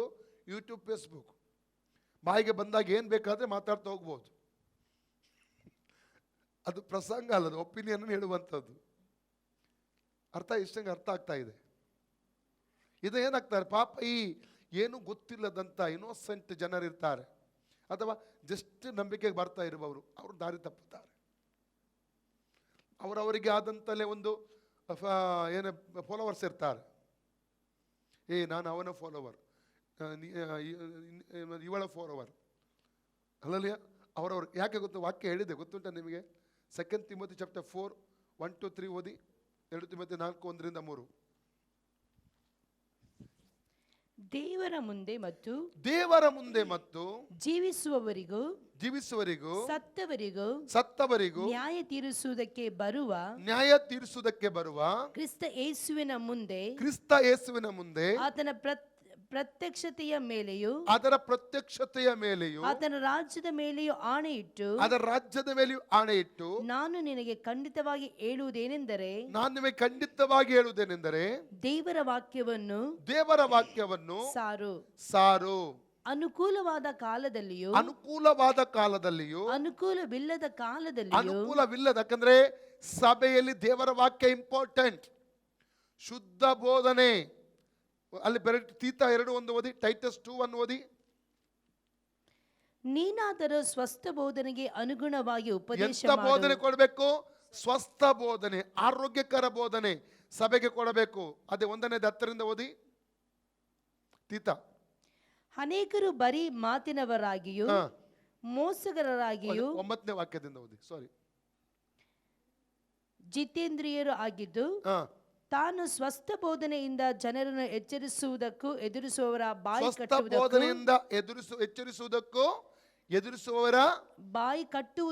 ಬಾಯಿ ಕಟ್ಟುವುದಕ್ಕೂ ಶಕ್ತನಾಗಿರುವಂತೆ ಕ್ರಿಸ್ತ ಬೋಧನಾ ಅನುಸಾರವಾದ ಕ್ರಿಸ್ತ ಬೋಧನಾ ಅನುಸಾರವಾದ ನಂಬತಕ್ಕ ವಾಕ್ಯವನ್ನು ದೃಢವಾಗಿ ಹಿಡಿದುಕೊಂಡವನಾಗಿರಬೇಕು. ಹಿಡಿದುಕೊಂಡವನಾಗಿರಬೇಕು. ಅಲ್ಲಲ್ಲಿ ಪುನಃ ಇಲ್ಲಿ ಬನ್ನಿ, ತಿರುಗಿ. ದೇವರ ವಾಕ್ಯವನ್ನು ಸಾರು, ದೇವರ ವಾಕ್ಯವನ್ನು ಸಾರು, ಅನುಕೂಲವಾದ ಕಾಲದಲ್ಲಿಯೂ ಅನುಕೂಲವಾದ ಕಾಲದಲ್ಲಿಯೂ ಅನುಕೂಲವಿಲ್ಲದ ಕಾಲದಲ್ಲಿಯೂ ಅನುಕೂಲವಿಲ್ಲದ ಕಾಲದಲ್ಲಿಯೂ ಅದರಲ್ಲಿ ಆಸಕ್ತನಾಗಿರು. ಅದರಲ್ಲಿ ಆಸಕ್ತನಾಗಿರು. ಸಭೆಗೆ ವಾಕ್ಯ ಕೊಡ್ತಾ ಇರು, ವಾಕ್ಯ ಸಾರ್ತಾ ಇರು, ಉಪದೇಶ ಕೊಡ್ತಾ ಇರು, ಉಪದೇಶ ಸಾರ್ತಾ ಇರು. ಪೂರ್ಣ ದೀರ್ಘ ಶಾಂತಿಯಿಂದ ಉಪದೇಶಿಸುತ್ತಾ, ಪೂರ್ಣ ದೀರ್ಘ ಶಾಂತಿಯಿಂದ ಉಪದೇಶಿಸುತ್ತಾ ಖಂಡಿಸು. ಏನ್ ಮಾಡ್ಬೇಕು? ಖಂಡಿಸು, ಖಂಡಿಸುವ ಸ್ಥಳದಲ್ಲಿ ಖಂಡಿಸು, ಗದರಿಸು, ಗದರಿಸು, ಎಚ್ಚರಿಸು. ಎಚ್ಚರಿಸು. ಎಲ್ಲರೂ ಹೇಳಿ, ಖಂಡಿಸು, ಖಂಡಿಸು, ಗದರಿಸು, ಗದರಿಸು, ಎಚ್ಚರಿಸು. ಎಚ್ಚರಿಸು. ಓಕೆ, ಮುಂದೆ. ಯಾಕೆಂದರೆ ಜನರು ಸ್ವಸ್ಥ ಬೋಧನೆಯನ್ನು ಬೋಧನೆಯನ್ನು ಸಹಿಸಲಾರದ ಕಾಲವು ಬರುತ್ತದೆ. ಸಹಿಸಲಾರದ ಇವತ್ತು ಬಂದಿದೆ. ಹಲ್ಲೆಲೂಯಾ. ಇವತ್ತು ಬಂದು ಸ್ವಸ್ಥ ಬೋಧನೆಯನ್ನು ಜನರು ಸಹಿಸಲಾರದ ಕಾಲ ಬಂದು ಬಿಟ್ಟಿದೆ. ಸ್ವಸ್ಥ ಬೋಧನೆ ಜನರಿಗೆ ಬೇಡ. ಹಲ್ಲೆಲೂಯಾ. ಒಂದು ಇನ್ಸ್ಟಂಟ್ ಬರ್ತದಲ್ಲಿ ಯಾವುದದು? ಫೇಸ್ಬುಕ್ ಇಂದ, ಯೂಟ್ಯೂಬಲ್ಲಿ ಫೇಸ್ಬುಕ್ಕಲ್ಲಿ ಒಳ್ಳೊಳ್ಳೆ ದೇವ ಸೇವಕರಿದ್ದಾರೆ, ಇಲ್ಲ ಅಂತ ಹೇಳುವುದಿಲ್ಲ, ಒಳ್ಳೊಳ್ಳೆ ಸೇವಕರಿದ್ದಾರೆ. ಅದು ಇವತ್ತು ಜನರಿಗೆ ವಿವೇಚನೆ ಮಾಡಲಿಕ್ಕೆ ಆಗ್ತಾ ಇಲ್ಲ, ಯಾವುದು ಸರಿಯಾದ ಉಪದೇಶ, ಯಾವುದು ತಪ್ಪಾದ ವಿಷಯ. ಅದೇ ರೀತಿಯಲ್ಲಿ ಈ ರೀತಿಯ ತಪ್ಪು ಉಪದೇಶಗಳು ಕೂಡ ಮಾಡುವವರಿದ್ದಾರೆ. ಹಲ್ಲೆಲೂಯಾ. ವಿವೇಚನೆ ಬೇಕು, ದೇವರ ಮಕ್ಕಳ ವಿವೇಚನೆ ಬೇಕು. ಮುಂದೆ ಓದಿ. ಖಂಡಿಸು, ಗದರಿಸು, ಎಚ್ಚರಿಸು. ಮತ್ತೆ ಜನರು ಎಂತ ಕಿವಿಯುಳ್ಳವರಿಗೆ ಸ್ವಸ್ಥ ಬೋಧನೆ ಸಹಿಸಲ, ಅದರಲ್ಲಿ ಅವರು ತೀಟೆ ಕಿವಿಗಳುಳ್ಳವರಾಗಿ, ಎಂತ ಕಿವಿಗಳುಳ್ಳವರಾಗಿ, ತೀಟೆ ಕಿವಿಗಳುಳ್ಳವರಾಗಿ. ಸತ್ಯಕ್ಕೆ ಅವರು ಕಿವಿಗೊಡುವುದೇ ಇಲ್ಲ. ಸತ್ಯ ಬೇಡವೇ ಬೇಡ. Praise God. ಸತ್ಯವಾಕ್ಯ ಕಿವಿಗೊಡುವುದೇ ಇಲ್ಲ. ಓಕೆ, ಮುಂದೆ ಓದಿ. ತೀಟೆಗಳವರಾಗಿ, ತಮ್ಮ ದುರಾಶೆಗಳಿಗೆ ಅನುಕೂಲರಾದ, ಯಾವುದಕ್ಕೆ? ತಮ್ಮ ದುರಾಶೆಗಳಿಗೆ ಅನುಕೂಲರಾದ. ಅನೇಕ ಡೈವರ್ಸ್ ಕೊಡ್ತೀಯಾ? ತೊಂದರೆ ಇಲ್ಲ, ಪಾಸ್ಟ್ ಹೇಳ್ತಾರೆ, ತೊಂದರೆ ಇಲ್ಲ, ಡೈವರ್ಸ್ ಕೊಡು. ಇನ್ನೊಂದು ಮದುವೆ ಆಗ್ತೀಯಾ? ನೋ ಪ್ರಾಬ್ಲಮ್, ಮದುವೆ ಆಗಬಹುದು. ಹಲ್ಲೆಲೂಯಾ. ವ್ಯಭಿಚಾರ ಪಾಪ ಮಾಡ್ತಾ ಇದ್ದೀಯಾ? ತಪ್ಪಲ್ಲ, ಮಾಡು, ದೇವರಿಗೆ ಹೇಳಿಬಿಡು. Praise God. ತಮ್ಮ ದುರಾಶೆಗಳಿಗೆ ಮದ್ಯಪಾನ ಮಾಡ್ತೀಯಾ? ಏನಾಗಲ್ಲ. ಶರೀರ ನಮ್ದು ಆತ್ಮರಕ್ಷಣೆ ಒಂದು ಶರೀರ, ನಾವು ಶರೀರ ಏನಾಗಲ್ಲ, ರಕ್ಷಣೆ ಹೊಂದಲಿಲ್ಲ. ಹಾಗೆ ಬೋಧನೆ ಉಂಟು. ತಮ್ಮ ದುರಾಶೆಗಳಿಗೆ ಅನುಕೂಲರಾದ ಅನೇಕ ಉಪದೇಶಕರನ್ನು ಇಟ್ಟುಕೊಳ್ಳುವರು. ಅವರು ಸತ್ಯ ಬೋಧನೆಗೆ ಕಿವಿಗೊಡದೆ ಕಲ್ಪನಾ ಕಥೆಗಳನ್ನು ಕೇಳುವುದಕ್ಕೆ ಹೋಗುವರು. ಸತ್ಯ ಬೋಧನೆಗೆ ಕಿವಿಗೊಡಲ್ಲ. ಅಂದ್ರೆ ಅಪೊಸ್ತಲರು ಅಲ್ಲದಿದ್ದರು ತಮ್ಮನ್ನ ಅಪೊಸ್ತಲರನ್ನು ಯಾರು ಹೇಳಿಕೊಳ್ಳುವುದು ಅಪೊಸ್ತಲರು ಅಂತ? ಅವರೇ. ರೆವರೆಂಡ್, ಇವತ್ತು ಡಾಕ್ಟರ್, ಅದು ಕೂಡ ಬರ್ತದೆ ಮುಂದೆ. Prophet Sunil, doctor Sunil, right reverend Sunil, ನೋಡಿ ಟೈಟಲ್ ಕೂಡ ಬರ್ತದೆ. Praise God. Hallelujah. Doctor Sunil, hallelujah. ಆ ಟೈಟಲ್ಗಳು ಇಟ್ಟುಕೊಂಡು ತಪ್ಪು ಉಪದೇಶಗಳನ್ನು ಮಾಡ್ತಾ ಇದ್ದಾರೆ. ಎಷ್ಟೋ ಉಂಟು. ಒಂದು ಸೇವಕರು ಸಿಕ್ಕಿದ್ರು, ಇಂಥ ಒಂದು ಫೇಸ್ಬುಕ್ಕಲ್ಲಿ ಇಂಥದ್ದೊಂದು ನೋಡಿ ಅಂತ ನನಗೆ ಹೇಳಿದರು. ಎಷ್ಟು ತಪ್ಪು ಉಪದೇಶ ಬರ್ತಾ ಉಂಟು ಪಾಸ್ಟರ್. ದುಃಖದಿಂದ ಬೇಸರದ ದೇವಸೇವಕ ನನಗೆ ಹೇಳ್ತಾ ಇದ್ದ. ನಾನು ನೋಡ್ಲಿಕ್ಕೆ ಹೋಗಲಿಲ್ಲ, ನಾನು ನೋಡ್ಲಿಕ್ಕೆ ಸಮಯ ಕೂಡ ಇಲ್ಲ. ಆ ಸೇವಕರು ದುಃಖದಿಂದ ಹೇಳ್ತಾ ಇದ್ದರು. ಹಲ್ಲೆಲೂಯಾ. ಅದೇ ದಾರಿ ತಪ್ಪುವಂಥದ್ದು ಯಾರು? ಜನರು, ಸಾಮಾನ್ಯ ಜನರು, ಸಾಮಾನ್ಯ ವಿಶ್ವಾಸಿಗಳು ದಾರಿ ತಪ್ಪುತ್ತಾರೆ. ಅದೇ ದುಃಖ. ಹಲ್ಲೆಲೂಯಾ. ಓಕೆ, ಮುಂದೆ ಓದಿ. ಆದರೆ ನೀನು ಎಲ್ಲ ವಿಷಯಗಳಲ್ಲಿ ಸ್ವಸ್ಥ ಚಿತ್ತನಾಗಿರು. ಶ್ರಮೆಯನ್ನು ತಾಳಿಕೋ. ಸೌವಾರ್ತಿಕನ ಕೆಲಸವನ್ನು ಮಾಡು. ನಿನಗೆ ನೇಮಿಸಿರುವ ಸೇವೆಯನ್ನು ಲೋಪವಿಲ್ಲದೆ ನಡೆಸು. ಇವನ್ ಸೆಕೆಂಡ್ ರೆವಲ್ಯೂಷನ್ ಚಾಪ್ಟರ್ 2 ನಾವು 20 ಓದಿದ್ರೆ ಎಜಬೆಲಳ ಬಗ್ಗೆ ಓದ್ತೇವೆ. ಅವಳ ಬಗ್ಗೆ ಓದುವ. ಆದರೆ ನಿನ್ನ ಮೇಲೆ ಟೈಮ್ ಎಷ್ಟಾಯ್ತು ಈಗ? ಒಂದು ಗಂಟೆ. ಓಕೆ, 2:20 ಓದಿ. ಆದರೆ ನಿನ್ನ ಮೇಲೆ ಒಂದು ತಪ್ಪು ಹೊರಿಸಬೇಕಾಗುತ್ತದೆ. ಅದೇನೆಂದರೆ, ಪೆರ್ಗಮ ಸಭೆಗೆ ಹೇಳ್ತಾ ಇದ್ದಾನೆ ದೇವರಲ್ಲ. ಓಕೆ, ಸಾರಿ, ತುವತೈರ ಸಭೆಗೆ. ಓಕೆ, ಓದಿ. ಅದೇನೆಂದರೆ ಯೆಜೆಬೇಲಳೆಂಬ ಆ ಹೆಂಗಸು ಯೆಜಬೇಲಳೆಂಬ ಆ ಹೆಂಗಸು ತನ್ನನ್ನು ಪ್ರವಾದಿನಿ ಎಂದು ಹೇಳಿಕೊಂಡು, ಅವಳು ಪ್ರವಾದಿನಿ ಅಲ್ಲ, ದೇವರು ಅವಳಿಗೆ ಪ್ರವಾದಿಯನ್ನಾಗಿ ಮಾಡಲಿಲ್ಲ, ಅವಳು ಹೇಳಿಕೊಳ್ತಾ ನಾನು ಪ್ರವಾದಿನಿ ಅಂತ. ಅರ್ಥ ಆಯ್ತಾ? ಅಷ್ಟೇ ನನಗೆ ಅರ್ಥ ಆಗ್ತದ? ಅವಳೇ ಹೇಳಿಕೊಳ್ತಾ ಇದ್ದಾಳೆ. ಇಲ್ಲಿ ಹೇಗೆ ಅಪೊಸ್ತಲ ಅಲ್ಲದಿದ್ದು ನಾವು ಅಪೊಸ್ತಲ ಅಂತ ಯಾರು ಹೇಳಿಕೊಳ್ತಾ ಇದ್ದಾರ ಎಫೆಸ ಸಭೆಯಲ್ಲಿ, ಹೀಗೆ ತುವತೈರ ಸಭೆಯಲ್ಲಿ ಅವಳು ಪ್ರವಾದಿ ಅಲ್ಲದಿದ್ದರು ತನ್ನನ್ನು ಪ್ರವಾದಿನಿ ಅಂತ ಅವಳು ಹೇಳಿಕೊಳ್ತಾ ಇದ್ದಾಳೆ. ಓಕೆ, ಓದಿ. ಜಾರತ್ವ ಮಾಡಬಹುದೆಂದು, ಈಗ ಉಪದೇಶ ಏನ್ ಮಾಡ್ತಾ ಇದ್ದಾಳೆ? ಜಾರತ್ವ ಮಾಡಬಹುದು, ವಿಗ್ರಹಗಳಿಗೆ ನೈವೇದ್ಯ ಮಾಡಿದ ಪದಾರ್ಥಗಳನ್ನು ತಿನ್ನಬಹುದೆಂದು, ವಿಗ್ರಹಕ್ಕೆ ನೈವೇದ್ಯ ಮಾಡಿ ತಿನ್ನಬಹುದು, ಮಾರ್ಗದಲ್ಲಿ ಅವನನ್ನು ತಪ್ಪಾದ ಮಾರ್ಗದಲ್ಲಿ ಸೇರಿಸುವುದರಲ್ಲಿ ನೀನು ಅವಳನ್ನು ತಡೆಯದೆ ಬಿಟ್ಟಿರುವುದೇ. ಆ ಸಭೆ ಆ ಉಪದೇಶಕರು ದುರುಪದೇಶಕರನ್ನು ತಡೆಯದೆ ಬಿಟ್ಟಿದೆ.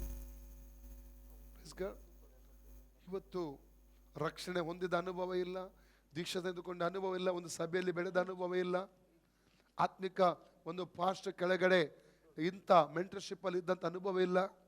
ಇಂಥವರಿಂದ ದುರ್ಬೋಧನೆಗಳು 100% ಬರ್ತದೆ. ತೊಂದರೆ ಇಲ್ಲ ಅವ್ರಿಗೆ.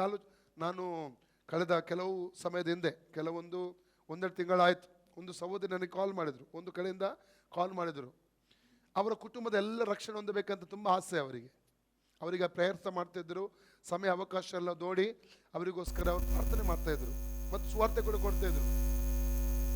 ಒಂದು ಸಹೋದರಿ ವಾಕ್ಯವನ್ನು ಕೇಳಿ ಕೇಳಿ ಕೇಳಿ ನಂಬಿಕೆ ಅನುಭವಕ್ಕೆ ಬಂದರು. ಕೊನೆಗೆ ಏನಾಯ್ತಂದ್ರೆ, ಈಗ ಯೇಸುನ ಅಂಗೀಕಾರ ಮಾಡಿ ಆಯ್ತು ಆ ಸಹೋದರಿ. ಈಗ ಅವರಿಗೆ ದೀಕ್ಷಾತನಕ್ಕಾಗಿ ಅವರು ರೆಡಿ ಆಗ್ತಾ ಇದ್ದಾರೆ. ದೀಕ್ಷಾತನ ಬಗ್ಗೆ ಇವರು ಹೇಳ್ತಾ ಇದ್ದಾರೆ. ಯಾರೋ ಒಬ್ಬನ ಹತ್ರ ಸೇವಕ ಎಂಬುದಾಗಿ ಹೇಳುವಂತವನಂತೆ ಕೇಳಿದ್ರಂತೆ ಅವ್ರ ಊರಲ್ಲಿ ಸಿಕ್ಕಿದಾಗ ದೀಕ್ಷಾತನ ಬಗ್ಗೆ.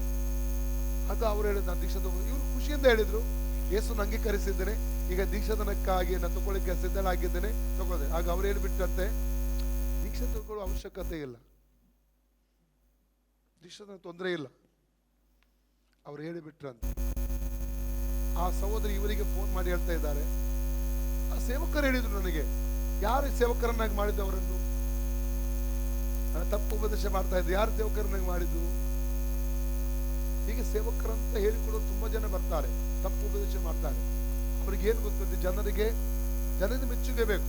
ಸತ್ಯ ಯಾರು ಹೇಳ್ತಾರೆ ನೋಡಿ, ಅಲ್ಲಲಿಯ ಅವರಿಗೆ ಅನೇಕ ವಿರೋಧಗಳು ಇರ್ತದೆ. ಸತ್ಯ ಹೇಳದೆ ಜನರಿಗೆ ಮಸ್ಕ ಮಾಡಿ ಅವರಿಗೆ ಇದು ಮಾಡ್ತಾರೆ ನೋಡಿ, ಅಲ್ಲಲಿಯ ಅವ್ರು ನಿಜವಾಗಿ ದೇವರ ಸೇವೆ ಮಾಡುವಂಥದ್ದಲ್ಲ.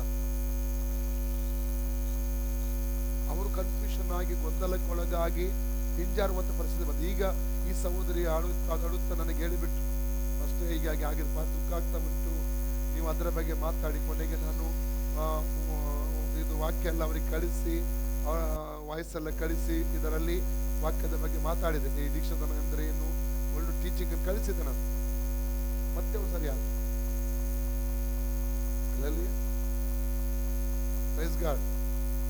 ದಾರಿ ತಪ್ಪಿಸ್ಲಿಕ್ಕೆ ಸುಲಭ. ವಾಕ್ಯ ಒಂದು ಗಾದೆ ಇದೆ ಗೊತ್ತುಂಟ, ದೊಣ್ಣೆಗೆ 1 ನಿಮಿಷ, ದೊಣ್ಣೆಗೆ 1 ನಿಮಿಷ, ಮಡಕೆಗೆ 100 ನಿಮಿಷ, 100 ವರ್ಷ.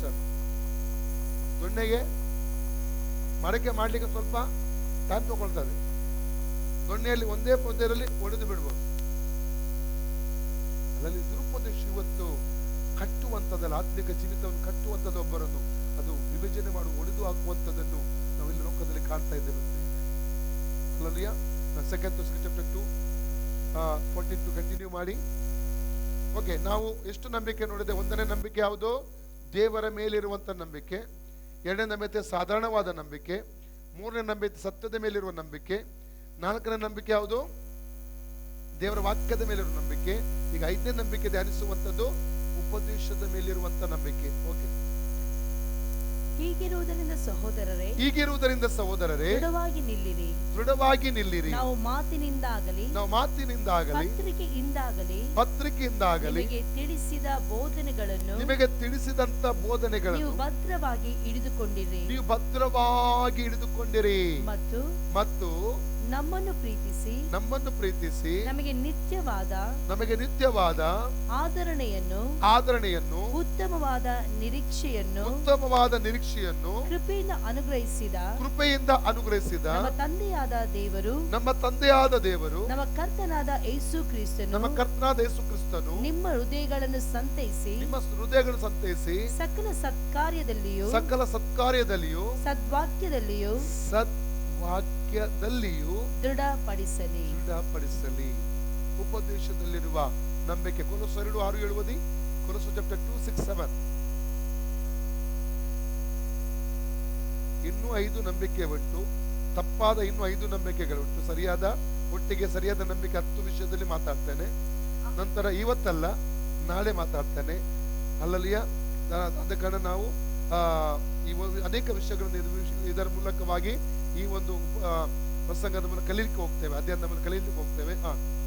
ಆದುದರಿಂದ ನೀವು ಕರ್ತನಾದ ಯೇಸುವೆಂಬ ಕ್ರಿಸ್ತನನ್ನು ಅಂಗೀಕರಿಸಿದಂತೆಯೇ ಆತನಲ್ಲಿ ಇದ್ದವರಾಗಿ ನಡೆದುಕೊಳ್ಳಿರಿ. ಆತನಲ್ಲಿ ಬೇರೂರಿಕೊಂಡು ಭಕ್ತಿ ವೃದ್ಧಿ ಹೊಂದಿ ನಿಮಗೆ ಬೋಧಿಸಲ್ಪಟ್ಟ ಉಪದೇಶದ ಪ್ರಕಾರವೇ ಕ್ರಿಸ್ತ ನಂಬಿಕೆಯಲ್ಲಿ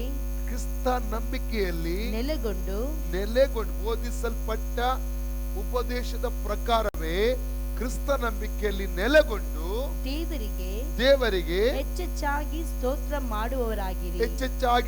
ಮಾಡುವವರಾಗಿರಿ. ಅಲ್ಲಲಿಯ ಬೋಧಿಸಲ್ಪಟ್ಟ ಅಂಗೀಕಾರ ಮಾಡುವುದು ಮಾತ್ರವಲ್ಲ, ಅಂಗೀಕಾರ ಮಾಡಿದ ನಂತರ ಏನ್ ಮಾಡ್ಬೇಕು? ಕ್ರಿಸ್ತನೊಂದಿಗೆ ನಡೆಯಬೇಕು, ಕ್ರಿಸ್ತನೊಂದಿಗೆ ಜೀವಿಸಬೇಕು, ಉಪದೇಶದ ನೆಲೆಗೊಳ್ಳಬೇಕು, ಉಪದೇಶದ ನಿಲ್ಲಬೇಕು, ಅಭಿವೃದ್ಧಿ ಹೊಂದಬೇಕು, ಭಕ್ತಿ ವೃದ್ಧಿ ಹೊಂದಬೇಕು, ಆತ್ಮಿಕ ಜೀವಿತದ ಬೆಳೆಯಬೇಕು. ಉಪದೇಶ ನಮ್ಮನ್ನು ಬೆಳೆಸುವಂತದಾಗಿದೆ. ಉಪದೇಶ ಏನ್ ಮಾಡ್ತದೆ? ಬೆಳೆಸ್ತದೆ. ದೃಢವಾಗಿ ಎಂತ ಪರಿಸ್ಥಿತಿಯಲ್ಲಿಯೂ ನಂಬಿಕೆಯಲ್ಲಿ ನಮ್ಮ ನಿಲ್ಲಿಸುವಂತದಾಗಿದೆ. ಅಲ್ಲಲಿಯ ಯೇಸುವೇ ನಿನಗೆ ಆರಾಧನೆಯಪ್ಪ.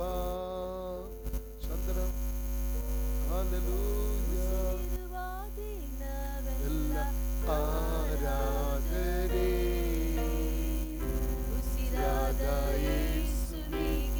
ಆರಾಧನೆ ಉಸಿರಿರುವ ದಿನವೆಲ್ಲ ಆರಾಧನೆ ಉಸಿರಾದ ಯೇಸುವಿಗೆ ಆರಾಧನೆ ಆರಾಧನೆ ಅಪ್ಪ ಆರಾಧನೆ ಯೇಸುವೆ ಆರಾಧನೆ ಆತ್ಮನೇ ಆರಾಧನೆ ಆರಾಧನೆ ಅಪ್ಪ ಆರಾಧನೆ ಯೇಸುವೆ ಆರಾಧನೆ ಆತ್ಮನೇ ಆರಾಧನೆ ಉಸಿರಿರುವ ದಿನವೆಲ್ಲ ಆರಾಧನೆ ಉಸಿರಾದ ಯೇಸುವಿಗೆ ಆರಾಧನೆ ಉಸಿರಿರುವ ದಿನವೆಲ್ಲ ಆರಾಧನೆ ಉಸಿರಾದ ಯೇಸುವಿಗೆ ಆರಾಧನೆ ಆರಾಧನೆ ಅಪ್ಪ ಆರಾಧನೆ ಯೇಸುವೆ ಆರಾಧನೆ ಆತ್ಮನೇ ಆರಾಧನೆ ಆರಾಧನೆ ಅಪ್ಪ ಆರಾಧನೆ ಯೇಸುವೆ ಆರಾಧನೆ ಆತ್ಮನೇ ಆರಾಧನೆ ನನ್ನ ಬಂಡಿಯೇ ಆರಾಧನೆ ನನ್ನ ಕೋಟೆಯೇ ಆರಾಧನೆ ನನ್ನ ಬಂಡಿಯೇ ಆರಾಧನೆ ನನ್ನ ಕೋಟೆ ಆರಾಧನೆ ಆರಾಧನೆ ಅಪ್ಪ ಆರಾಧನೆ ಯೇಸುವೆ ಆರಾಧನೆ ಆತ್ಮನೇ ಆರಾಧನೆ ಆರಾಧನೆ ಅಪ್ಪ ಆರಾಧನೆ